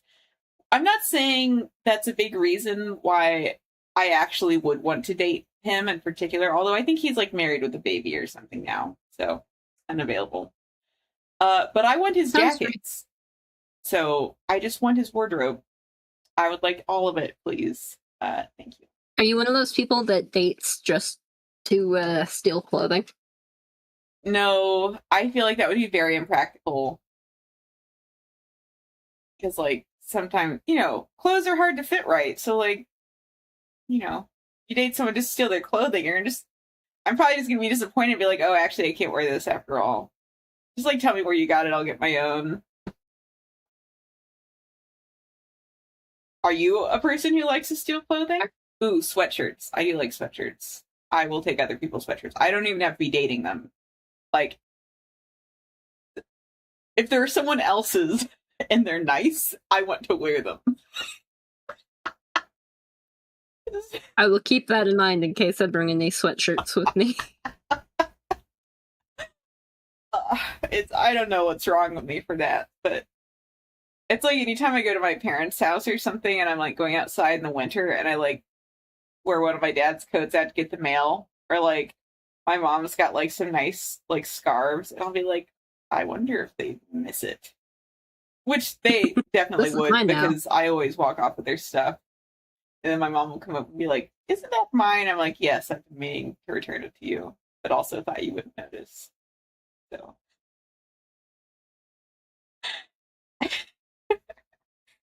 I like the t-shirt you're wearing, by the way. It's very cute. Thank you. I got it at Book People, which is a local bookstore. I feel like I get my best clothing from bookstores and other random places. Speaking of clothing, let's see. I had some. Okay, that's Joe Lysette and another. And I get all of my socks from McDonald's, apparently. I did think that was very funny. Oh, this is a better Greg Davies. This is Greg Davies. This was for Joe Lysette. I did. So, did you ever find your matching socks? If you've ever seen anything in which a guy plays a British asshole, he's probably the guy you're thinking of. But he seems really nice, though, because when he goes on talk shows, like all of his stories, make him seem nice. Stupid, but nice. Well, a dumbass, maybe. I don't think he's actually stupid.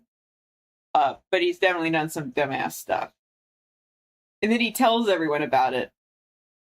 Which, to be fair, is a good strategy, because then you can just be a comedian just by talking about all the stupid stuff you've done.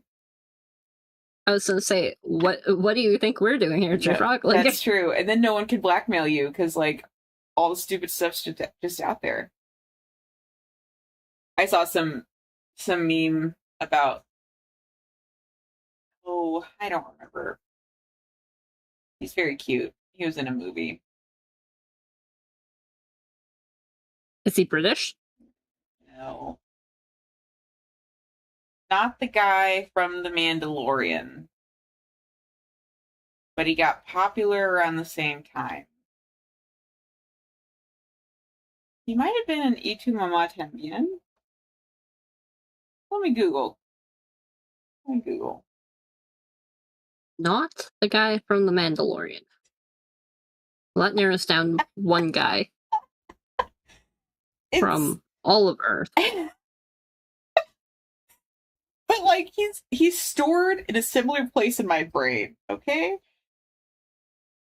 So someone who is not Pedro Pascal, but I don't remember how we got on the topic, but I compared Pedro Pascal to the Stay Puff Marshmallow Man once. You did? Like, again, I don't remember what the thought was.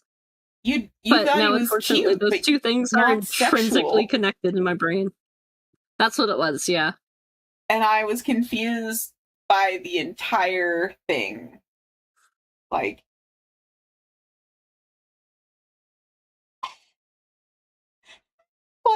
because you also had to explain to me what you meant. Because I did not follow. Okay. The internet is a bad He was place. in, What Are You Finding Now? I made the mistake of looking back at, that thing. That guy. Oh, yeah. Oh. Okay. What was the Star Wars Oh, movie? unfortunately, I do find it attractive. Not like the Stay Puft Marshmallow Man? No. Look, I am positive someone has made a Stay Puft Marshmallow Man vibrator already. I'm just saying, I think you could have picked a better non-sexual character. Um, what was? Oh, no, wait, no, I remember. Yeah, Were you thinking of Diego that Luna. guy that's in... What Yes. is that? Who? Okay, yeah, Yeah. Diego Luna. I I was trying don't. to think of what else he's been in that's, Why was I looking? Oh, there was a meme of him. I don't. He was saying something vaguely sexual. The meme was like, "Well, that's one way to never get blackmailed. Just say it all during your interviews. No one can use anything."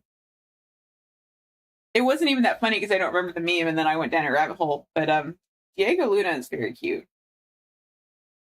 he was in Rogue One and That's the Andor, by the way. Rogue One. I knew it wasn't Solo, and then I couldn't remember because it was like a standalone movie, so Solo kind of fit.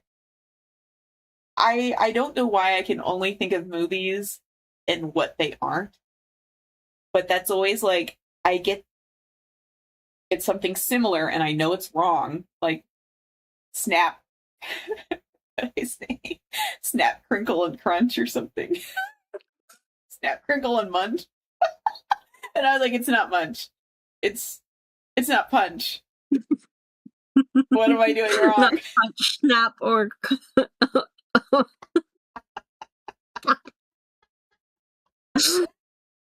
And y'all were laughing That at is me. something else I really want on a shirt. Like, the whole spiel. Oh. I mean, I was so close, and I did get there eventually. It just took me a while to figure out what my brain wanted.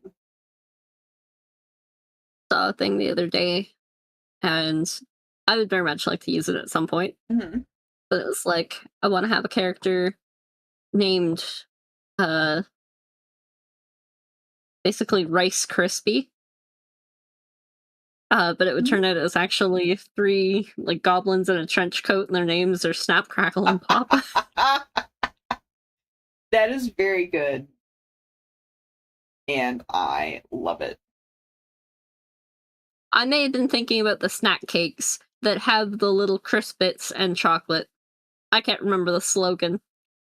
I was like, it's not crack snackle, snap, crackle, and not punch. But they don't really crunch. Rice Krispies. That's you can really see what I'm working with here. This is why it takes me so long to do things sometimes, because this is the whole waterfall of thoughts I have to get to the actual answer. Yep. You should see my notes for bears. Because it's like I just put down all my ideas in a Word doc. So they're not. Oh, God. I did try and go back and organize it later. But like it just started off being like brainstorming. So it'd be like random names of stores and then like a paragraph of like this is like the introductory paragraph. And then it would be like a plot. And then that would turn into like, oh, I'm actually outlining the plot because I'm having all these ideas. And then it would turn back into, and now I'm going to list the characters for each of these plot points. Oh, but now I'm going to rewrite the plot listing with the characters in them. Oh, and then now I'm going to do better store names. And so it's like all in different places in the document. So So that'll be fun to go through whenever we get back to that. It's like, it's a mess.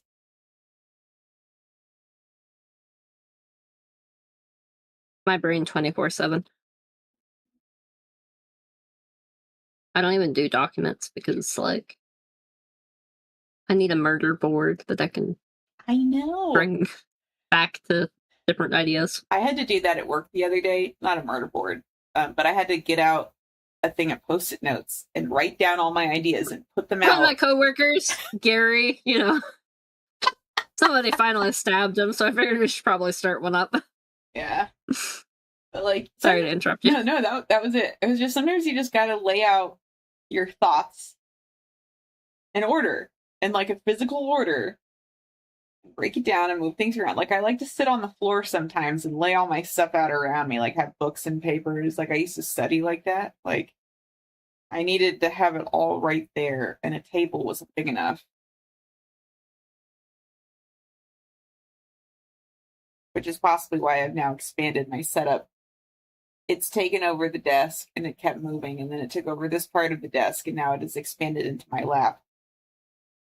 And then there's this miscellaneous debris all over the floor and all over there. And it's like, if I had just started off by sitting on the floor, this probably never would have happened, because I would have just had my little floor area. And instead, I'm just expanding on every free surface that I can. It's chaos. Yeah, but then your bum would fall asleep. That is true. I'd have to get up. Try to stand up. Roll around. Yeah.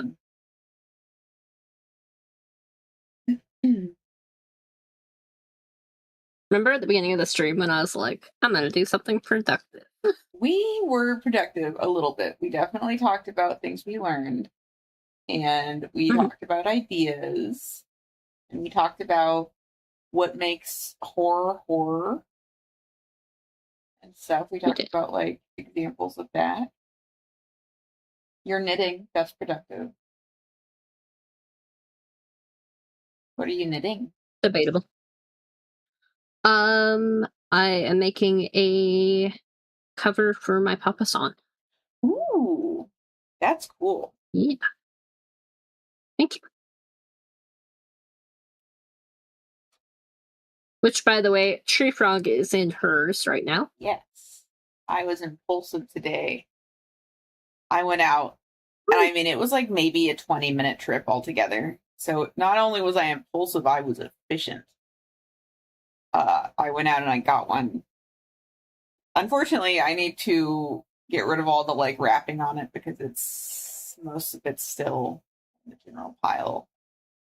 But my normal desk chair was so uncomfortable that I was just like, I could just not sit in it if I got a different chair. Unfortunately, I didn't think about the height of the Papasan and the fact that you can't actually sit up in it. So I haven't figured that one out.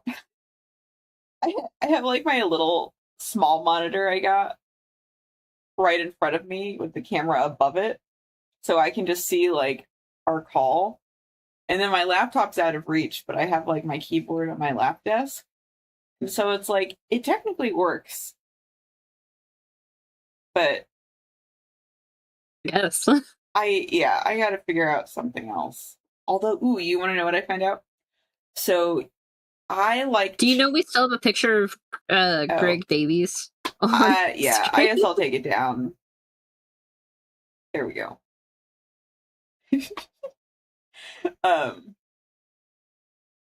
Anyway, so I like rocker recliner chairs where it's like you can swivel, you can rock, like, you know, you can basically just like move however you want. Mm-hmm. They sell just the bases of those for like converting a standard recliner into a rocker recliner. And I was like, I wonder if I could figure out how to make a Papasan into a rocker recliner swivel Papasan, because they do sell swivel Papasan, but I didn't get one. Because like if I figured out a way to like, I don't know, I haven't figured it out yet. But I'm I'm thinking on it. Because it's like, if I wanted to raise it up a little bit, I could almost put a base under the base, but then it's like, then I'd fall off it probably. I tried to swivel on it. So maybe I would have to attach it. I don't know. I gotta think some more, but I was like, I didn't know you just buy those. Like, because I love those chairs, and it's hard to find them, like, in like a normal store. Because, like, anyway. Ooh, you know what else I got on my lunch break? I went out and I got some supplies to make a clay form of a blobfish puppet. So I'm gonna make the clay of it, and then I'm gonna pour a plaster mold. And I still have to get liquid silicone from somewhere and then see how that works because I've never done that before. But I'm gonna make a horrible, slimy, disgusting puppet, and it's all Harley's fault. So don't do that to me. No. No. No, only the blobfish part was your fault. Everything else was me.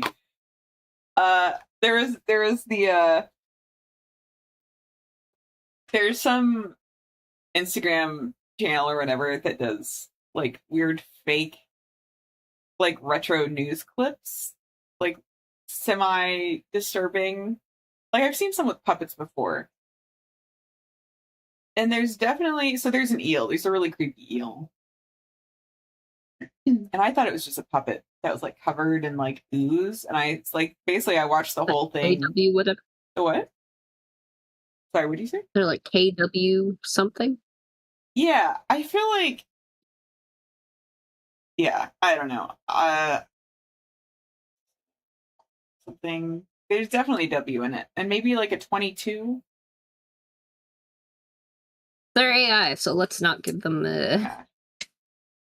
Yeah. platform than they already have. Yeah. I mean, at least some of it's AI. I don't know how much is like an extra filter on top of stuff, or if it's all AI. But anyway, I thought it was an actual puppet. So I was like, well, I bet you could just make a slimy puppet that's not actually slimy. And so then I started looking into how do you make like something that looks like wet but isn't actually wet or like tacky. And then I was like, oh, there's like actually all these things you could do.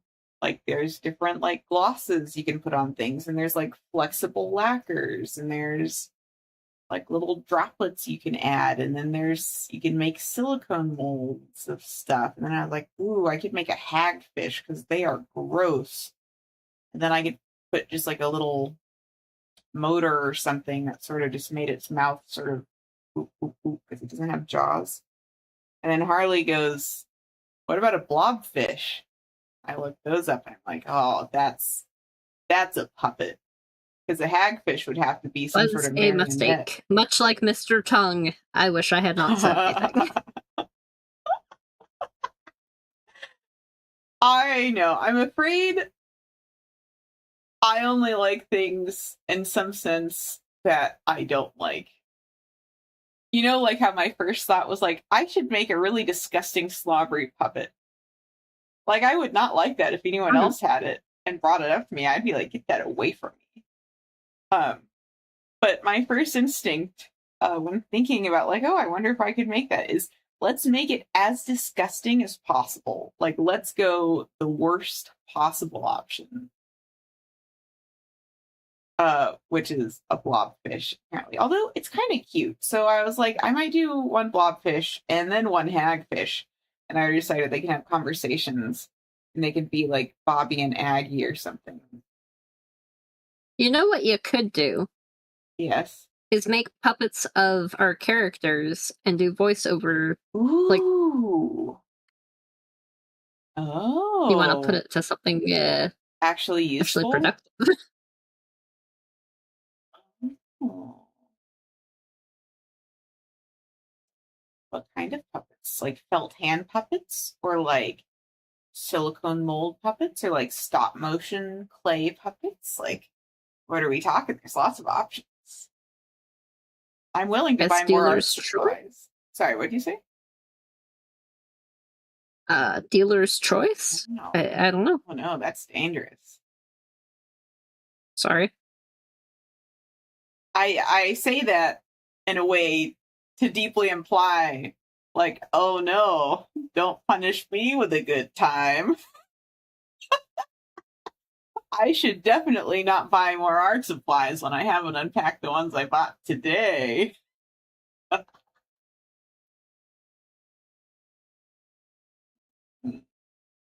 I mean, I was thinking about that with Strahd. I was like, there might be some,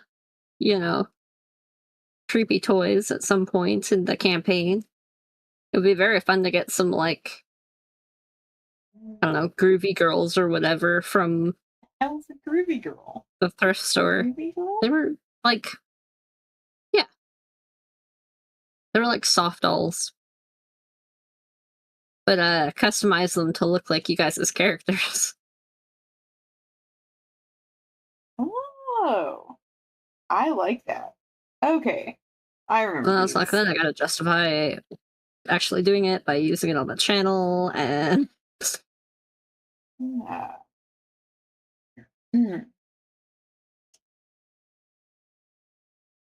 Yeah.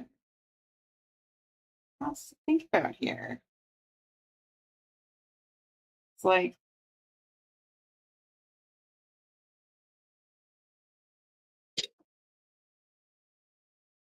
hand puppets would be easier. Then you control them. And I do have a lot of felt and a hot glue gun. I think I've got some more foam. I really liked using that sponge I got for the head. That worked really well for how, like, half-assed and last minute I did it. I think what I could do if I actually planned ahead. I was gonna say, this has turned into a crafting stream. Yeah, a craft planning stream. Because I'd have to actually get up to go do an actual craft, and I don't know if I'm going to make it that far. I'm just going to sleep in the chair tonight. Oh. No, I should go to bed. The chair is pretty comfortable, though. I could sleep in it. I'd have to, like, tilt it, I think, and then, like, curl up better. Definitely a sleepable chair. Also, I could see you being... I was going to say, do we want to play some Nancy Drew? But if you are that tired... I mean... That's hard. Because I am tired, but also I do kind of want to play Nancy Drew, but, like... I don't know. Just for an hour? Yeah, we could play it for an hour. This has been productivity. Yes. It really was. Look, we made the deal. We got it to the first hour. Okay, the stream's gonna look weird for a second, guys. But then it's fine. We'll be right back. And by guys, I mean us, because I think we're the only ones watching. Which is good, because that means it doesn't matter if it looks weird. I just have to remember what I called it. Yeah, and that we can basically say whatever we want. We really can, especially if we take the stream down right afterwards. Although that one time we had that conversation and then it got 80 views. That was... I still don't understand. And hope none of them I don't know. Watched. I was looking at the YouTube video the other day. And I'm like, why have so many people watched this? I'm glad they enjoyed it, but... I enlisted that one. Didn't I? The one in particular where we had that conversation where then we were like, oh, we shouldn't have... like just the other days. Oh, okay. Gaming stream. It's like, oh, that's a lot of people. Oh. Okay. Anyway. Yeah, I'm still trying to remember what I called.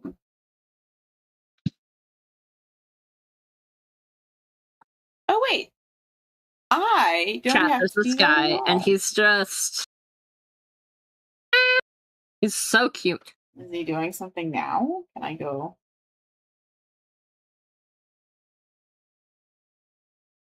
I don't see anything cute. Existing. Yeah. Why did the number of people watching us go up? Don't. I didn't do anything. Like the goober alarm went off somehow. They're like, Harley's there. We're gonna have to make it actual. Staring at the camera all moony, thinking about we have to make a goober cute alarm. boy. No, I'm putting that on our list. I'm putting it on right now. Goober alarm. We both have one. Okay.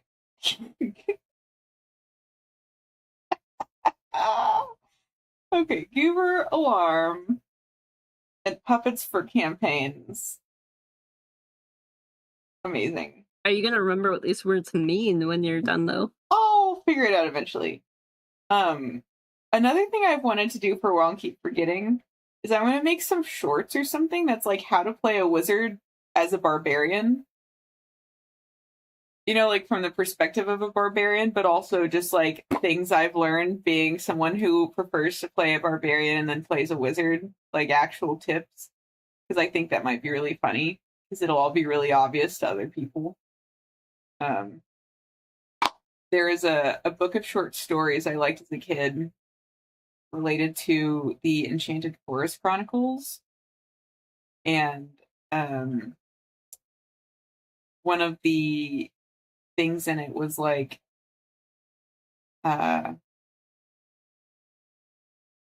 it's like a recipe for a chocolate cake, but the premise is that it's written by a soldier, and so it's like, you know, get a knob of butter as big as a spear tip, like, you know, beat it in your enemy's helmet, like, you know, just like, so I find it very humorous, but I feel like it's always just like been in my head as like options for you know, perspective. Okay. I am copying and I am pasting as a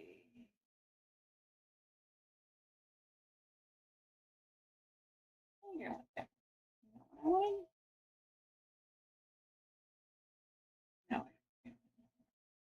I unfortunately have that booby tit shape tit booby shape.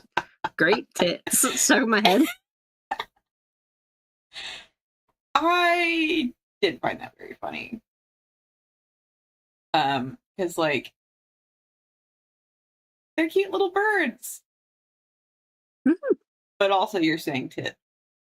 So.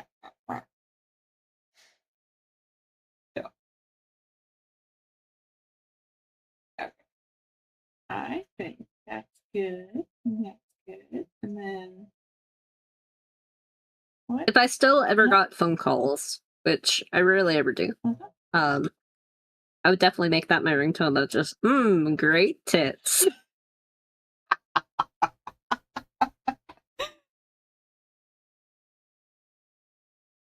That would be very funny. Okay, I'm changing this to we're playing Nancy Drew. They've given up. Yay! And Salem. Okay. And then what's going to be really fun is I'm going to be playing on my small monitor, and we're going to find out if I have to sit up and play on the big monitor. Could you please make sure to also share it so I'm not just looking at Greg Davies? You don't like the view? Still very much in chat, by the way. I'm sorry. We're not chat in the call. I mean, I'm not that sorry. I could have worse taste. I really could. You could? Yeah. I got distracted. 1 second. I am pulling up the game.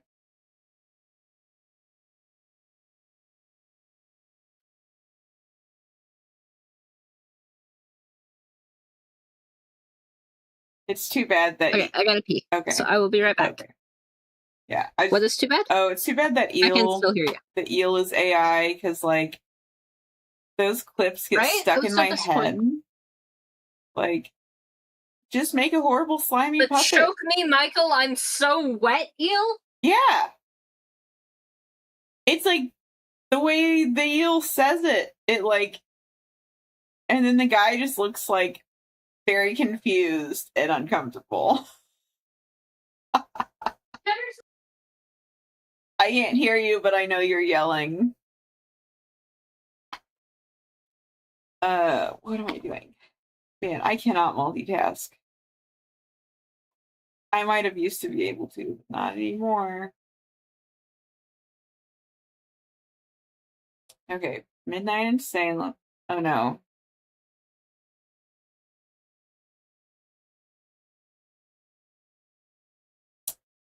Okay, I was just saying, he never actually says no to the eel. Like, it'll be like, choke me, Michael. And he just looks like, hey, don't air our laundry. That is true. On the... That's a good point. So I'm convinced he is, in fact, sleeping with the eel. The eel is just a lot more public with their relationship. I like that take, because that eel is into it. Right? I also don't love that there's no video of me saying that phrase. I'm not going to. You want me to say it too? The eel says, choke me, Michael. And then there's another one where it says, I'm so wet. It's time for floor play. They're talking about cleaning supplies. That's not the voice he does. I just can't do the voice. So I'm just going to have to suffer with me doing bad voices as usual. All right. Sorry, one second. I'm trying to this screen over here. Oops, that screen is way too.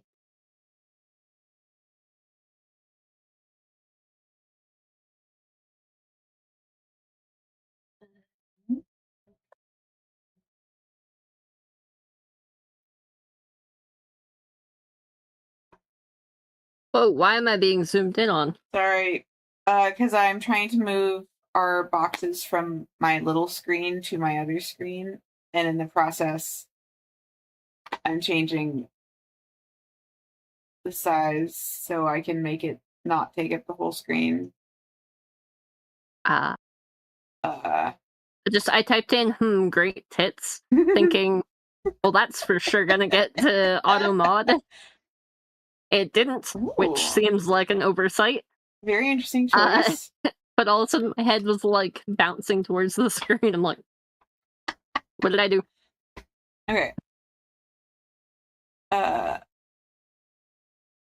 me see. So I'm not wearing glasses, and my laptop's like, how many feet long do I think my arm is? Maybe 2 and something feet long. So that's at least 4 feet away. I did think about that earlier. I know how long my wingspan is, I think. So it's like, I think half of me is like 32 inches, 34 inches. Okay. So I was like, okay, so that's 34 inches, and that's about, what is that, 28 inches. So yeah, that's like a little over 2 feet.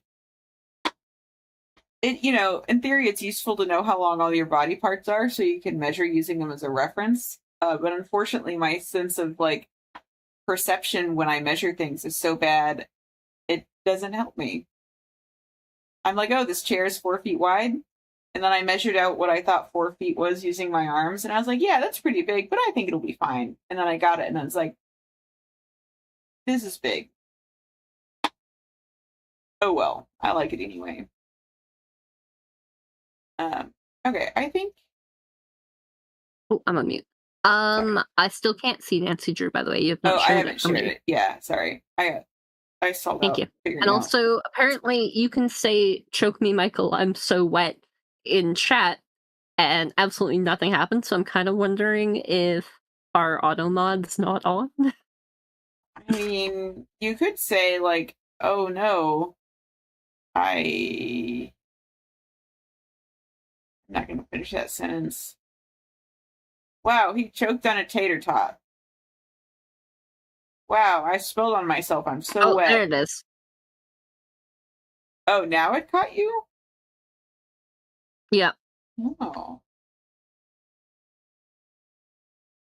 So we have to actually manually put in "choke me" or "I'm so wet" as phrases. Well, do we want to? Automod can do anything about them. Because we're the only ones who are saying it. No, we're the like, well, if it becomes a problem later, maybe. But okay. I mean, I just would have thought that phrase would have. Also, apologies to any Michaels who might ever join us. Yeah, we don't mean you. We mean the newscaster, and we're the eel in this situation. Can you hear the sound? There's not actually any sound. Long and slimy? Oh, there it is. Yeah, dripping. Look, I cannot explain how disgusting yet compulsively I have to watch the eel ooze, which I'm going to have to replicate when I make the blobfish. It's horrible. I'm sorry. Maybe it's like one of those things where it's like you face your fears by doing them. Except I'm exposure therapy? Yeah, but I'm just like grossing myself out on purpose for no reason. So. Okay, I think we are now streaming correctly. I didn't change any titles. Should I change titles or does it matter? I would. Okay. What do I want to say? I guess I can do it from my side. Okay, I can do YouTube if you tell me. I still got that up. I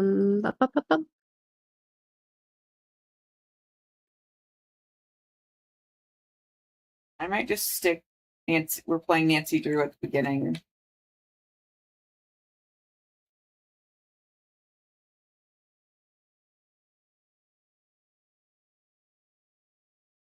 Here's a one.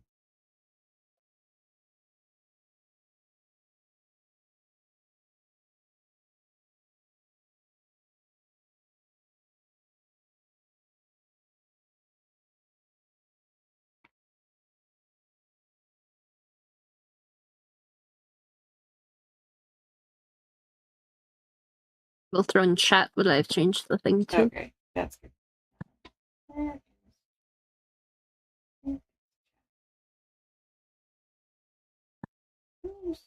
Oh, why are pictures not showing up now? Oh, it's because I don't have anything else.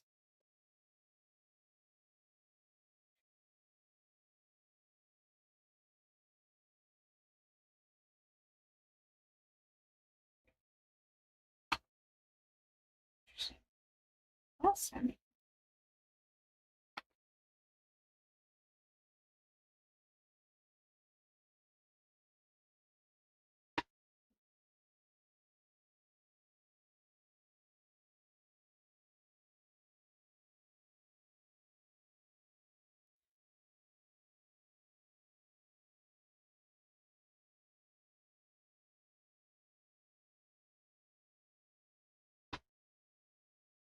Alright, I have to fully close that window.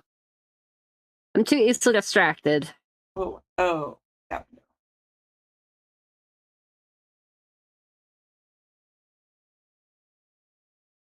Sorry, I just saw all your comments. What's happening in there?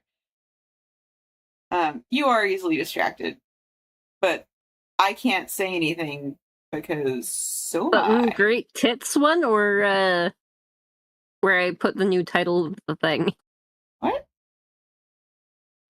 You said I just saw your comment, so saying the one that said great tits. The one that says test pussy. And yes. I was like, who's in our comments? And then I was like, oh, she's testing the Automod.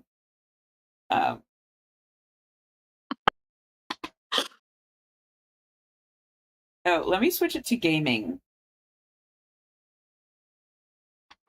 Or keep it as chatting? I'm very confused about how we do these two-part streams. I mean, it should probably be a game. I could end like the we can always split it later.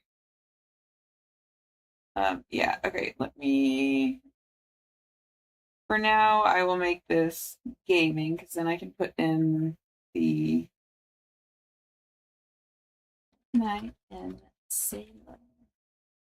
Yeah, because we have to finish this one, so then we can play one of the other ones.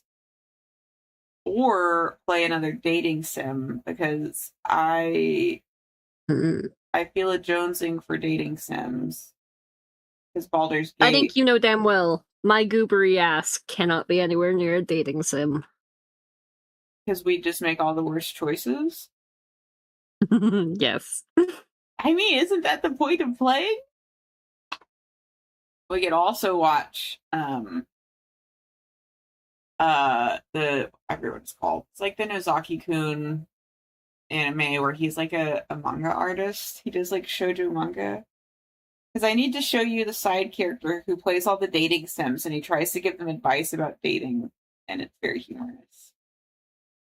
Okay, I think I have now updated YouTube, and then you updated Twitch, and I'm going back over here, and I'm minimizing this, and then I'm minimizing this, and you can see this, and in theory, the music will play.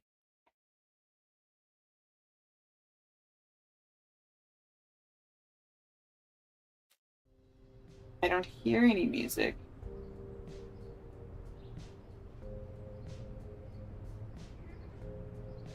Oh wait, I do hear music. Can you hear music? Mm-hmm. Alright, let me see if I can hear it on the stream.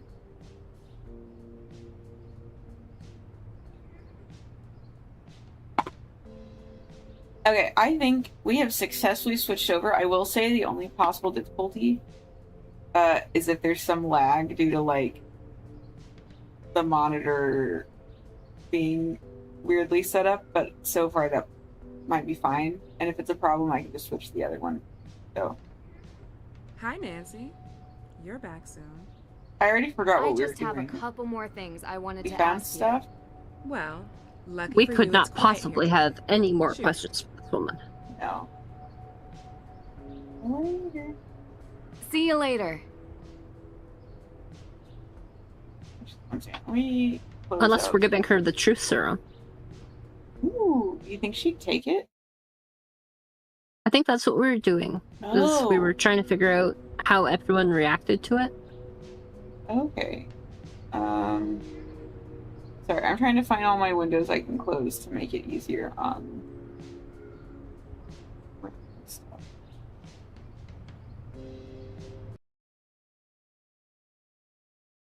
Okay.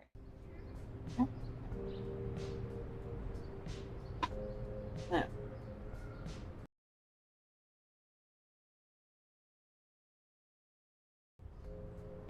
Oh, I guess I still wish that like I could just like use my keyboard, you know, instead of the mouse. Mm-hmm.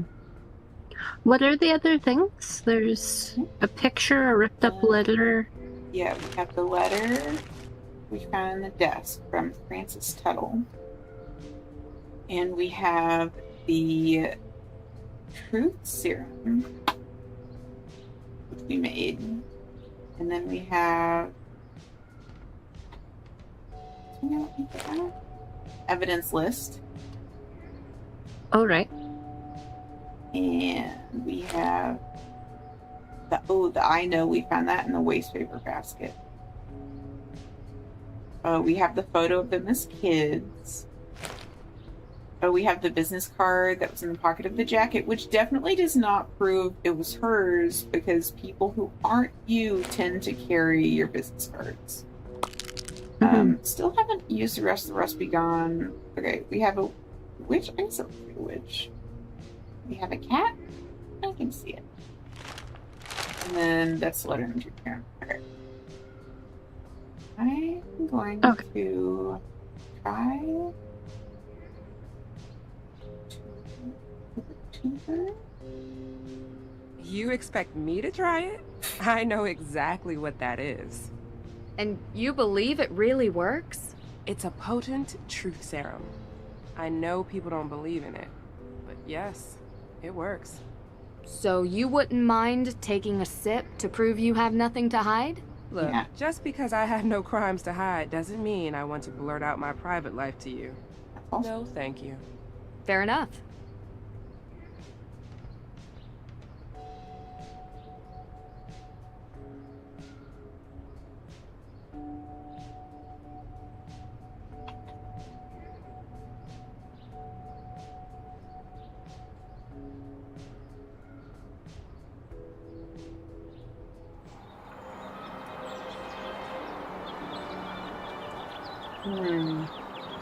Let's see.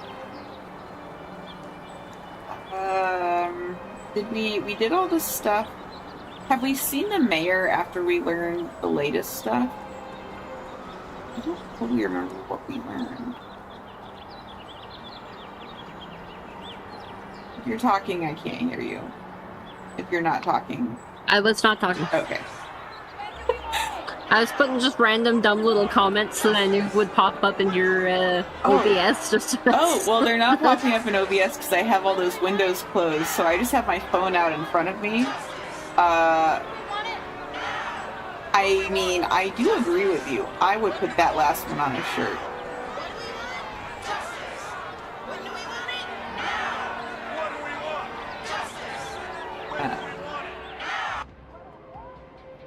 I did like that thing you posted on Instagram, the Life is Brutal one. I thought that was very funny. Very cute. so accurate. Yeah. Okay. I'm gonna talk to this guy again. He still seems sketchy. Okay, we didn't even get. But we I'll didn't come give him back later. the What are we giving him? potion, right? Ooh, that's a good idea. Is he dumb enough to drink it? Did I not do that?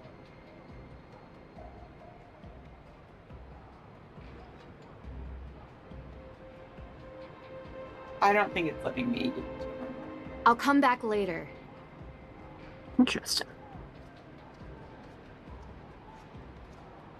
I don't see anything on his desk to investigate more either.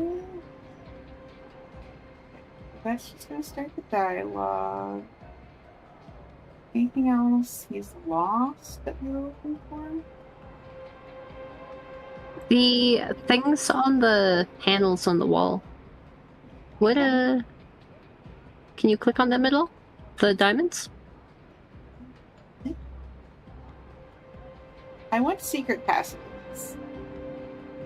Right? I was just thinking maybe they were the same plant as the snapdragons outside of Oh. is it Lauren's house?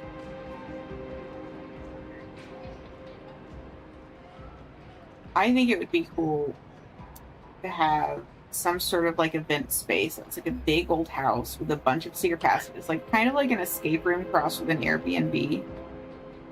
And like people could like go through it and explore it, and like that would be cool. I've also figured out how to get a waterbed into a house without raising your insurance too much. I actually looked for hotels with waterbeds because I was like, now I want a waterbed.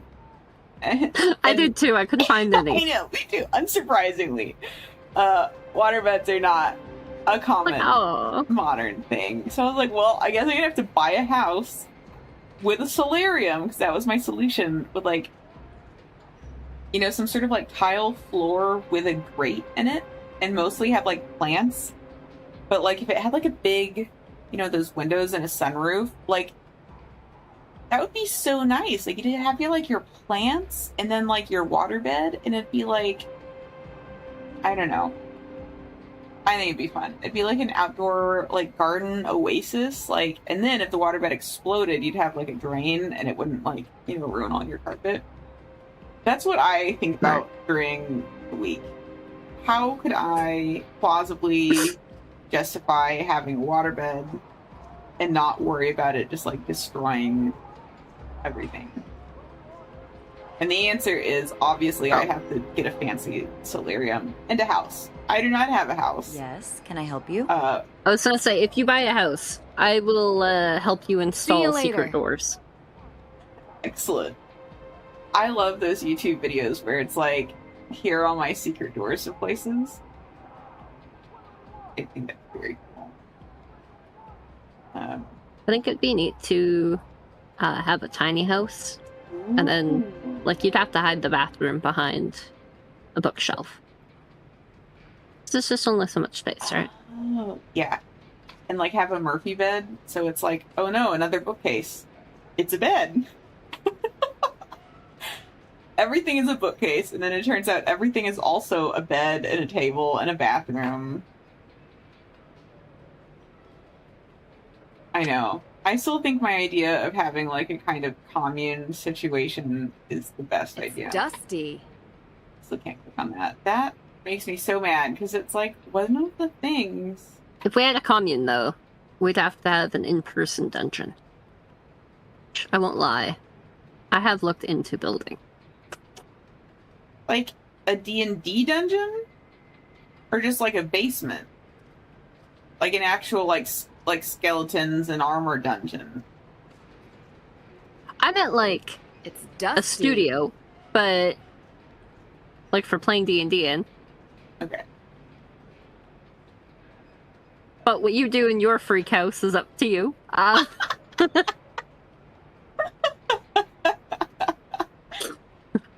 I'll put in a secret door a map for of you, Salem. leading down to God knows what. I just wanted to clarify, what exactly type of dungeon did you mean? A map of This is driving me Salem. nuts. There's like a couple of hairs that aren't bangs have made their way into the front, and they keep getting. Every time I get bangs, I think, "Oh, these are so cute," and then, like the next 4 months, I'm like, "I fucking hate this." Yeah. I haven't found a good bangs link that I like, where it's like, I don't know, they just never look how I want them to. And then I can't ever remember how I got them the last time, so I just show up to the hairdresser, and it's basically like, let's hope for the best. I will say, last time I got shorter layers, and that seemed to work better with my hair. So I did remember that. But my hair never looks how I think it should look based on movies where people were probably wearing wigs. I had really cute Farrah Fawcett curtain bangs for a while. That's what I want. Like, I want the fluffy, feathered bang situation. Like the bangs that go into, like, the rest of the hair. It was good. I'm jealous.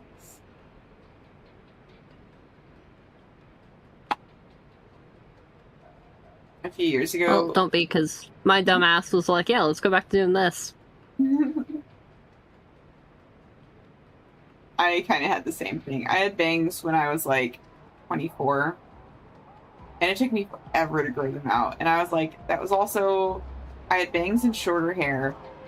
It took me forever to grow it out. My hair grew back and it was like weird textures, so the in-between stage was just like awkward.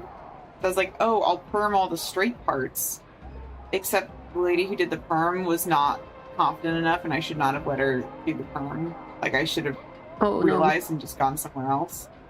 So the perm didn't take, and then all my hair was so broken off, all of them had strands, and so I just basically had to grow out all of my hair.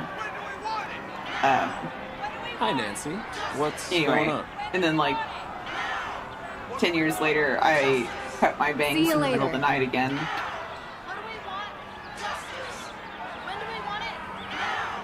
And I guess I've had them since then. How long have I had bangs for now? No, I take it back. I cut them in like 2022.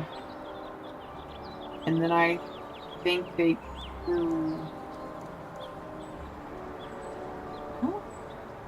Because I was living... This is so hard because I'm like, okay, I know what bathroom I was in when I was living there. And I was there from 2022... 2020. No, because I had bangs in my ID for work, so I had to have had them when I started. just cut them shorter again recently. I don't remember. Man, I don't know. I don't remember my haircuts, apparently. Every once in a while I want to do baby bangs. How's the investigation going? And then I think... Don't do it. Talk to you later. Yeah. I don't think my hair would... It will end up out. I think it would just get puffy. And, like... not do what I think it's supposed to. Scented candles. Pretty standard gift shop material. Whole shop. Wait, broomstick? What kind of fragrance is that? I would buy a fragrance called Broomstick. There's an indie perfume company called Hexanaut that I have bought perfume from before, or I bought a ton of samples. And it's great. Like, they have the weirdest stuff. Like, there's one that's called, like, Freddie Loves Nancy. And it's, like, coffee and marshmallow. And it's, you know, like, Nightmare on Elm Street. So, like, there's just, you know... There's some for, like, Kate Bush songs, and, like... There's other movies. There's one that's, like...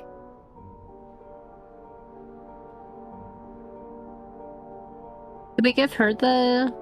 Ooh, the truth serum? Yeah. That doesn't look like one of my witchy souvenirs. It's not. It's a truth potion I mixed at Luminous Infusions. If you're interested in Salem memorabilia, you should have a look around my shop. I'm good for now, thanks. Okay, can I go back here? Hey there, girl. Can't tell if you're supposed to be cute or creepy. You know... We can't go, back that curtain, right? I don't think so. It's not letting me. Although maybe is this... Hey there, girl. Can't tell if you're supposed to be cute or creepy. Apropos of nothing. There's gotta be something going on there. I know. This is like... Same with, like, the art exhibit. Like, maybe we have to, like, let a day pass, and then the third day we can see it or something. Or they have to not be there. Yeah. When we go in. So, like, at night, maybe we can try and sneak in at night.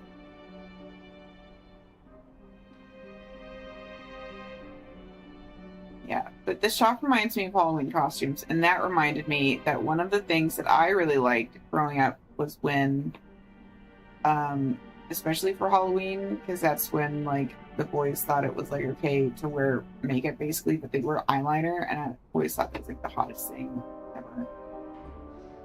Oh, yeah. Like, that's a good look. Please do it more often. And then they never do it. They'd be like, oh, haha, yeah, right. And it's like, no, please. Wear eyeliner every day. I beg you. Like, we are telling you what to do. Like, do the thing. It's so simple.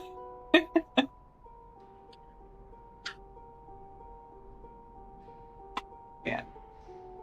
That's actually one of the things I kind of miss sometimes about high school was just like all the like total random crushes that were, I mean, actually Closed kind off. of annoying, but Looks like they're preparing a new installation. it was also very exciting.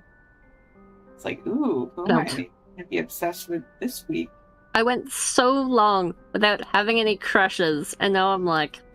You gotta do my method of picking British actors or comedians, because then there's no chance you'll ever meet them, and you can be as, like, creepy as you want about them, but it's fine, because it's all fictional, because it's, like, in your head. Like... Do you think British actors don't really exist? No, it's because they're far away. Also, their accents are hotter. So is America, Tree Frog! I'm not going to tell you about the time I was very confused about the fact that Canada had suburbs. Because I kind of pictured it in my head as being, like, fur trappers and forests. And then was like... This is still the 1800s here. That's kind of what I pictured in my head. I was really confused. I was reading a Margaret Atwood book, and the whole time I thought it was, like, set in, like, 50s, like, I don't know, New York, or something. The carefully And researched then it was like halfway through it mentioned something about Canada, and I just had this moment of like, what is that? I'm so confused. Feel free to make fun of me for it, because like my friends have been making fun of me for it for a long time, and that one's a valid one. That one's real. Because like I know Canada exists, but it's like one of those hypothetical places that's like way up someone there. from there. I know. I now know multiple people from there. I'm here now, having a conversation with you. I know. It's like you're in outer space. You have mountains. It's cold. You have milk in bags and liquor from the government, and like we don't have milk in bags. Cottaging? Wasn't that a thing? Was it water in bags? That was like an internet thing. No, milk in bags is a thing. It's just not a thing here. Oh. The country is so big that it's a thing on the other coast. Oh. Do you do cottaging? Also, we don't have government alcohol. And it was like... The government's just discouraging us from buying Oh, I thought non-Canadian you had to buy alcohol. it from like a big government office. Like a big liquor building. Oh. No, we don't buy it from a government building. But it's just more regulated here. Oh. Like, who can sell it is determined. Okay. And it's not like it was in the 80s where it was super tightly. We have, like, Costco liquor stores and stuff now. Okay, I will say there's also a good chance that the last Canadians I knew just lied to me about a bunch of stuff because they thought it was funny. It's just fucking with you? Yeah, so I hadn't thought of that, but that's definitely a factor. Because they realized I would believe what they said because I didn't have any context. So I know a few times they definitely did. I do know that I think they probably just weren't giving you enough information. They didn't know what my mind was creating on the other end. Like with the little man thing. Cheese Guild. Yep, okay. Look, I mean, sometimes you say all the words and I think, okay, yes, the government's running all of the liquor and you have to go to a big warehouse to buy it and it's only open certain times during the week and it's really annoying. And it was probably more like there are fewer places to go to than here or something. I do know that whenever I'm like in California or something, it always like amazes me that you can just go into like a corner store or a grocery store and just buy liquor. Like, you can't do that here. You buy beer and wine. But like, anyway. I guess I should actually go in the house instead of just wandering around. Mm-hmm.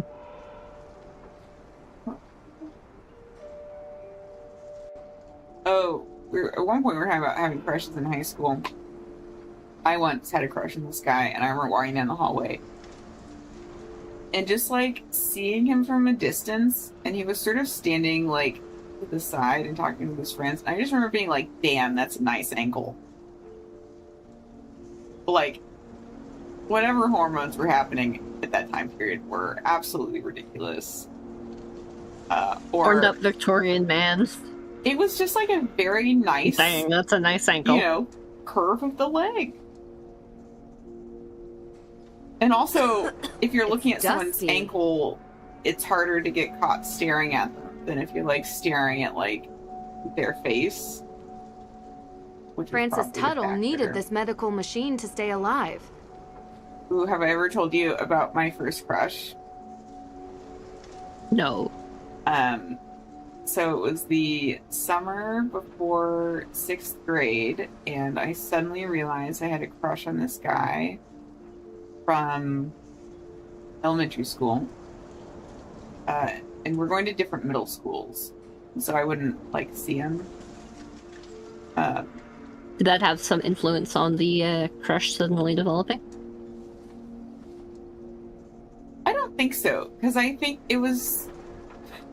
I think I'd seen him at math camp, and maybe during that You went time. to math camp? Yes, I think we need to address that. I've definitely addressed it before. I went to math camp for 3 years, and then I was a counselor for like 3 or 4. Amazing. It was fun. I do think that explains a lot about me, though. But anyway, I think I saw him at math camp, so it wasn't like totally random. But then I was like, oh, I'm not going to see him Old for a secretary while. desk. Roaring 20s, maybe. And so the next time I went to a church-run performance art camp, and that's why I'm gay.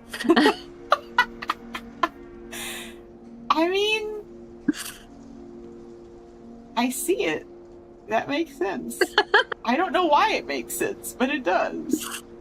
It just does. It just does. It's not true, but you're really cool. Yeah, those things line up.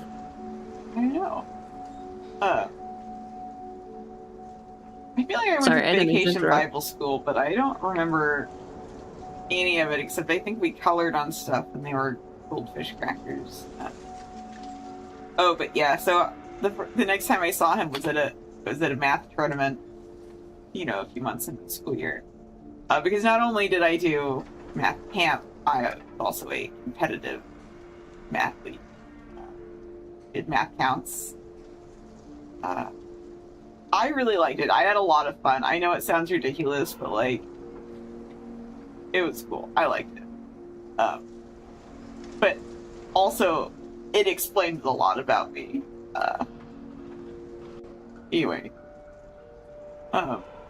So I see him at this math tournament, and we're all like waiting in line for our pizza, because we're all getting our pizza and Coke or whatever. And I'm standing behind him in line, and I'm just like smiling at him, because I'm like, I'm seeing my crush for the first time in a long time. I'm very Aww. happy. And then he looks at me and goes, well, someone's happy to see me, and I was so embarrassed. I just turned around, walked out of the line, went to the back and found my friends and hid behind them. That's anyway. very cute. But I mostly just remember how absolutely embarrassed I was. But I do also remember the feeling of first being like, ooh, this must be what a crush is. And like, Aww. like the giggling and like kicking your feet feeling. General gooberiness. Yes. I know, it's unfortunate because I'm pretty much at like maximum goober at the best of times. Like, no one needs to like add this extra factor of inanity, like, or shyness, or like, or it's like, sometimes people, especially like if you like them, but not always, sometimes just like people who have like a lot of like natural charisma, or at least for me, I feel like it's really easy for them to fluster me. And then sometimes that is also embarrassing.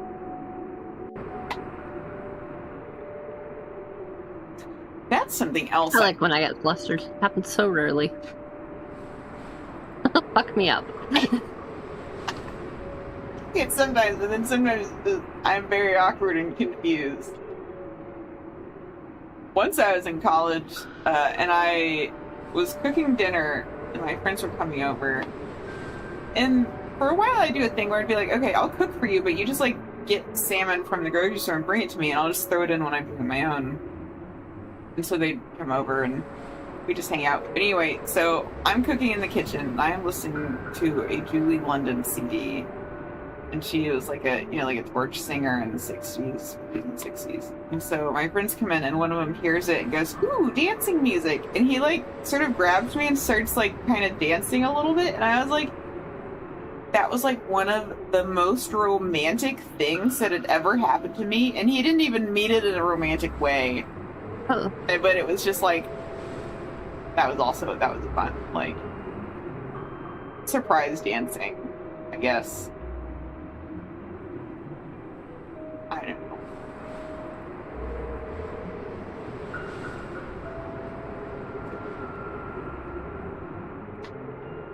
I also think, so have you ever seen The Goodbye Girl? The what? The Goodbye Girl.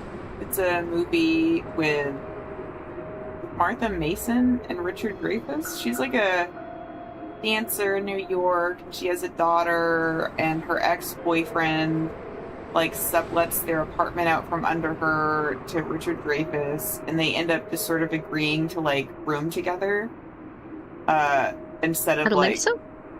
Well, it's from the 70s. It's pretty cute. Okay. But it's like a romantic comedy. So they end up being roommates and they don't like each other, but then they sort of, grow to appreciate each other, and she gets over her like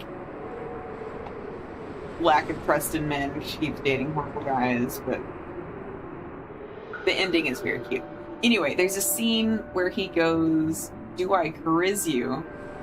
Like, which I think that's a lot better than riz. Like, I think there's already a nice verb with chariz. Anyway, because he was like, do you think I am attractive in that way, in like the, magnetism way that isn't necessarily romantic or sexual? Because this is after like one of the daughter's friends had been like, the daughter is like, oh yeah, she thinks you've got charisma, and so he's been talking about charisma or something.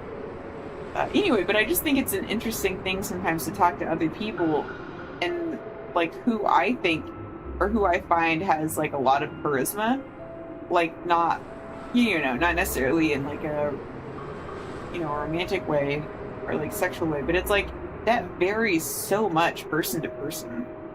Like the people that I find like magnetic to be around are like not necessarily like at all who my friends do. Me? What? Well, oh, I said me? I was being stupid. I was thinking specifically about two friends from college. The chat the other day we were talking about the anxiety cycle of like, oh, what if something bad happens, but then you're frustrated about it, and you're, and I went, am I in that cycle? Hey, and Tree Frog went, no, it was mostly words.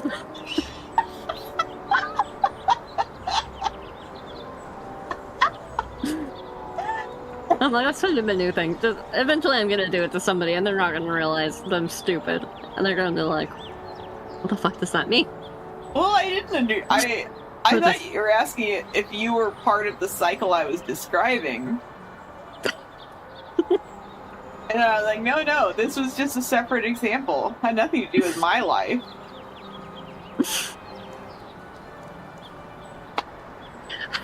If you were making a different joke, I really did not pick up on it. No, I was implying that I induce anxiety. Oh, okay. But in like a kind of way. In a what kind of way? If you're doing a hand gesture or something, I couldn't see it. Oh. Oh, I'm doing a hand gesture. I'm doing the like touching tips. Touching tips.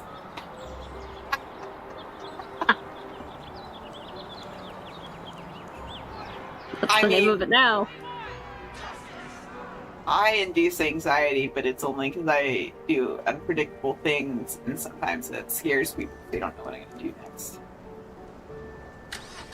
I was going to make a joke, but I will type it up instead. Okay.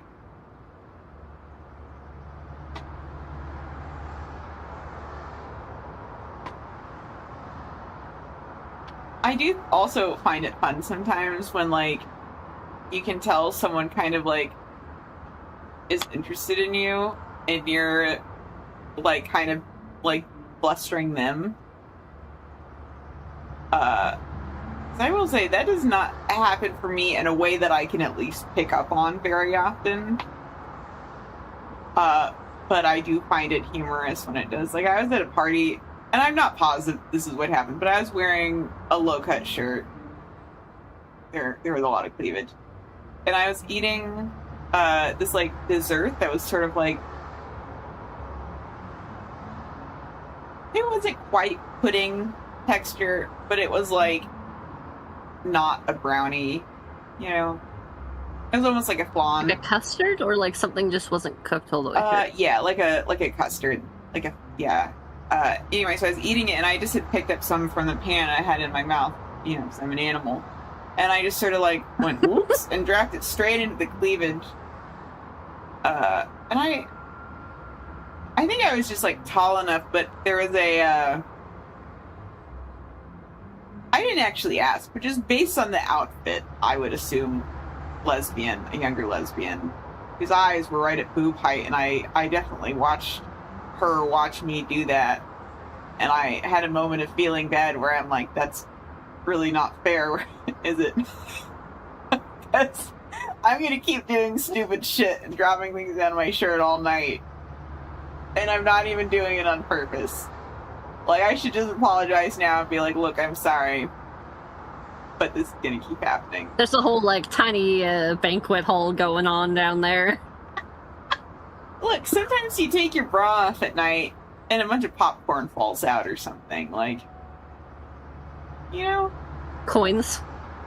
Oh, I could see that. I once took my hair down and a cassette tape fell out. When I was in high school, my friend and I had been joking that, like, I could hide anything in my hair. And he was like, ooh, I think we were both in a spy phase or something. He was like, I have this cassette tape. Let's see if we can hide it. So we hid it. It was, like, kind of under my ponytail, you know? So the ponytail was covering it up. And then I forgot about it because class started. And then I went to, like, a dance recital for my friend's quinceañera. And then I went home, still forgot about it. It lasted through all of that until I took the ponytail down at the end of the night and the cassette fell out on the bathroom floor.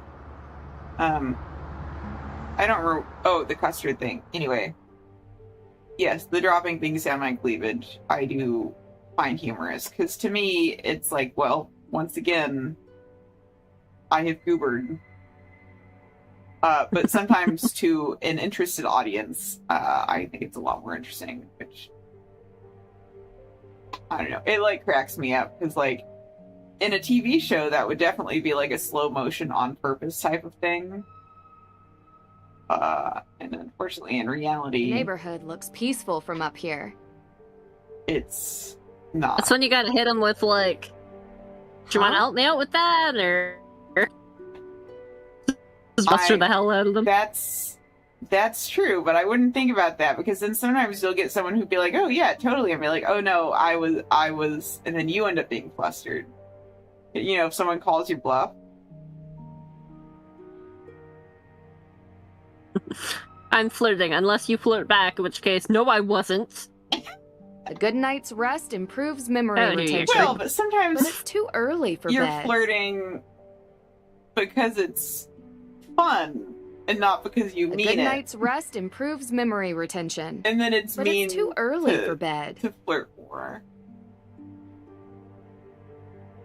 And then suddenly... stuff.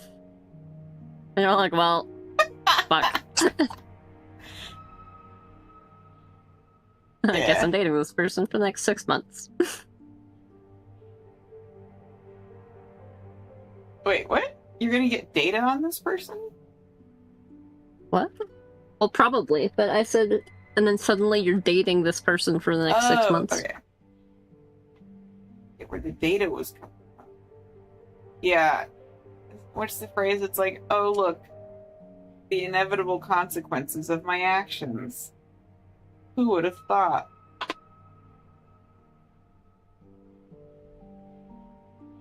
Did you see the thing that I sent you?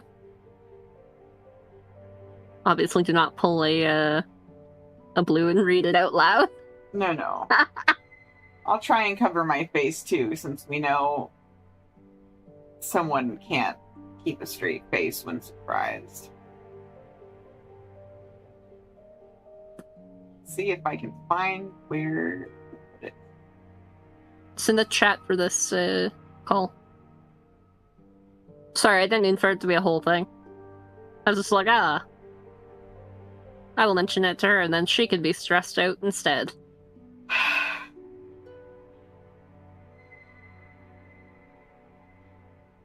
The audible sigh just...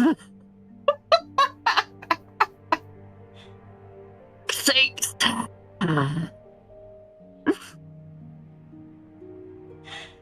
Look! I'll put it.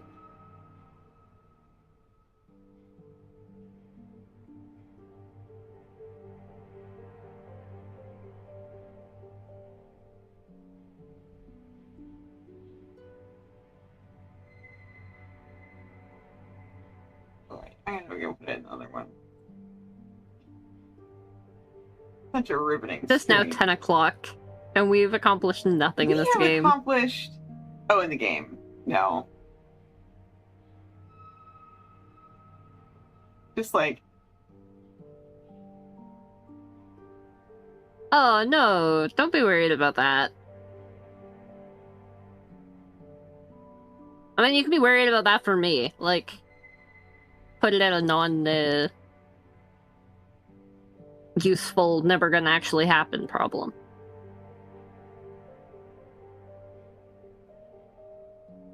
My god, that's where your brain went? 0 to 100, eh? Yes! I told you, I'm a horrible overthinker. Which I know, you know. Just a second.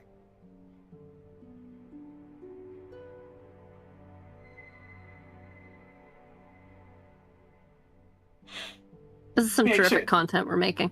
Look, we gotta talk, y'all. Give us a minute.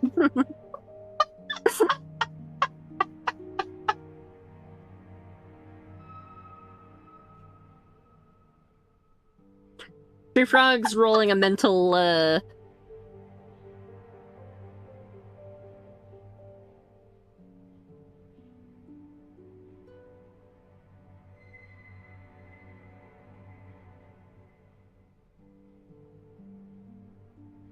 think I'd have bigger things to worry about. Yes, but me, I'm the selfish, shallow one. That was honestly the first thing I thought of when I was like, well, what if, ba ba ba, and then I was like, oh no, and then I was like, wait, that's not, you know, and maybe not the right priority list, but... On the one hand, my friend's life could be over, but on the other hand, this could affect me personally.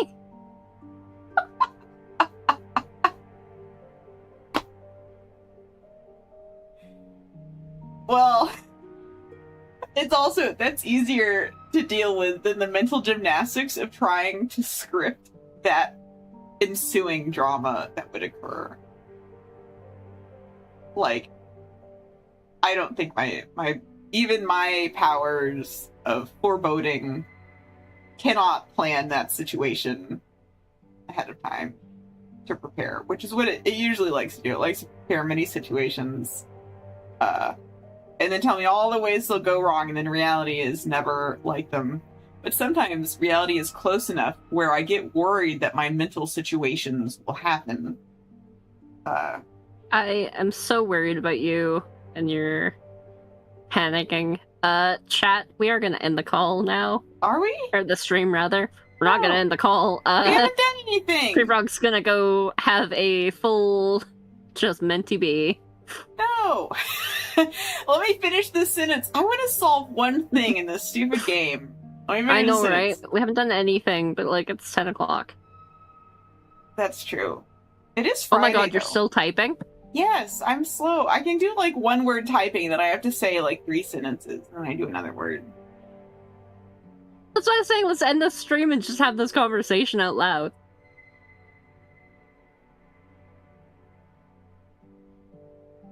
That's true. That's actually a good point. Do you want to try and figure out anything about the case? Or not tonight? I don't think we're figuring anything out. Okay, I think that's fair. Okay. And that's good, because it looks like there's only one person on the call, which is me. I bet I know where you are if you aren't on the call. I'm on the call. Oh, is this that thing where it's not showing who's on the call? Sorry, I mean on Twitch. Oh no, there's 3 viewers. Oh, no. Does it count the narrow tamps as a viewer when it's streaming?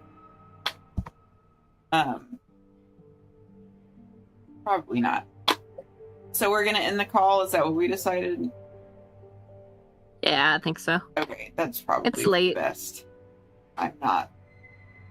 I'm walking around cemeteries being confused. Are we gonna raid anyone? Yeah, I was gonna say, we've accomplished nothing. No, let's just end it. Okay. Call it a good. night. Good Us and our night. 5 viewers, thank you for watching. We love you. I'm sorry you don't get to hear the rest of this convo. I'm not. We're gonna go be goobers. Yeah, the goober.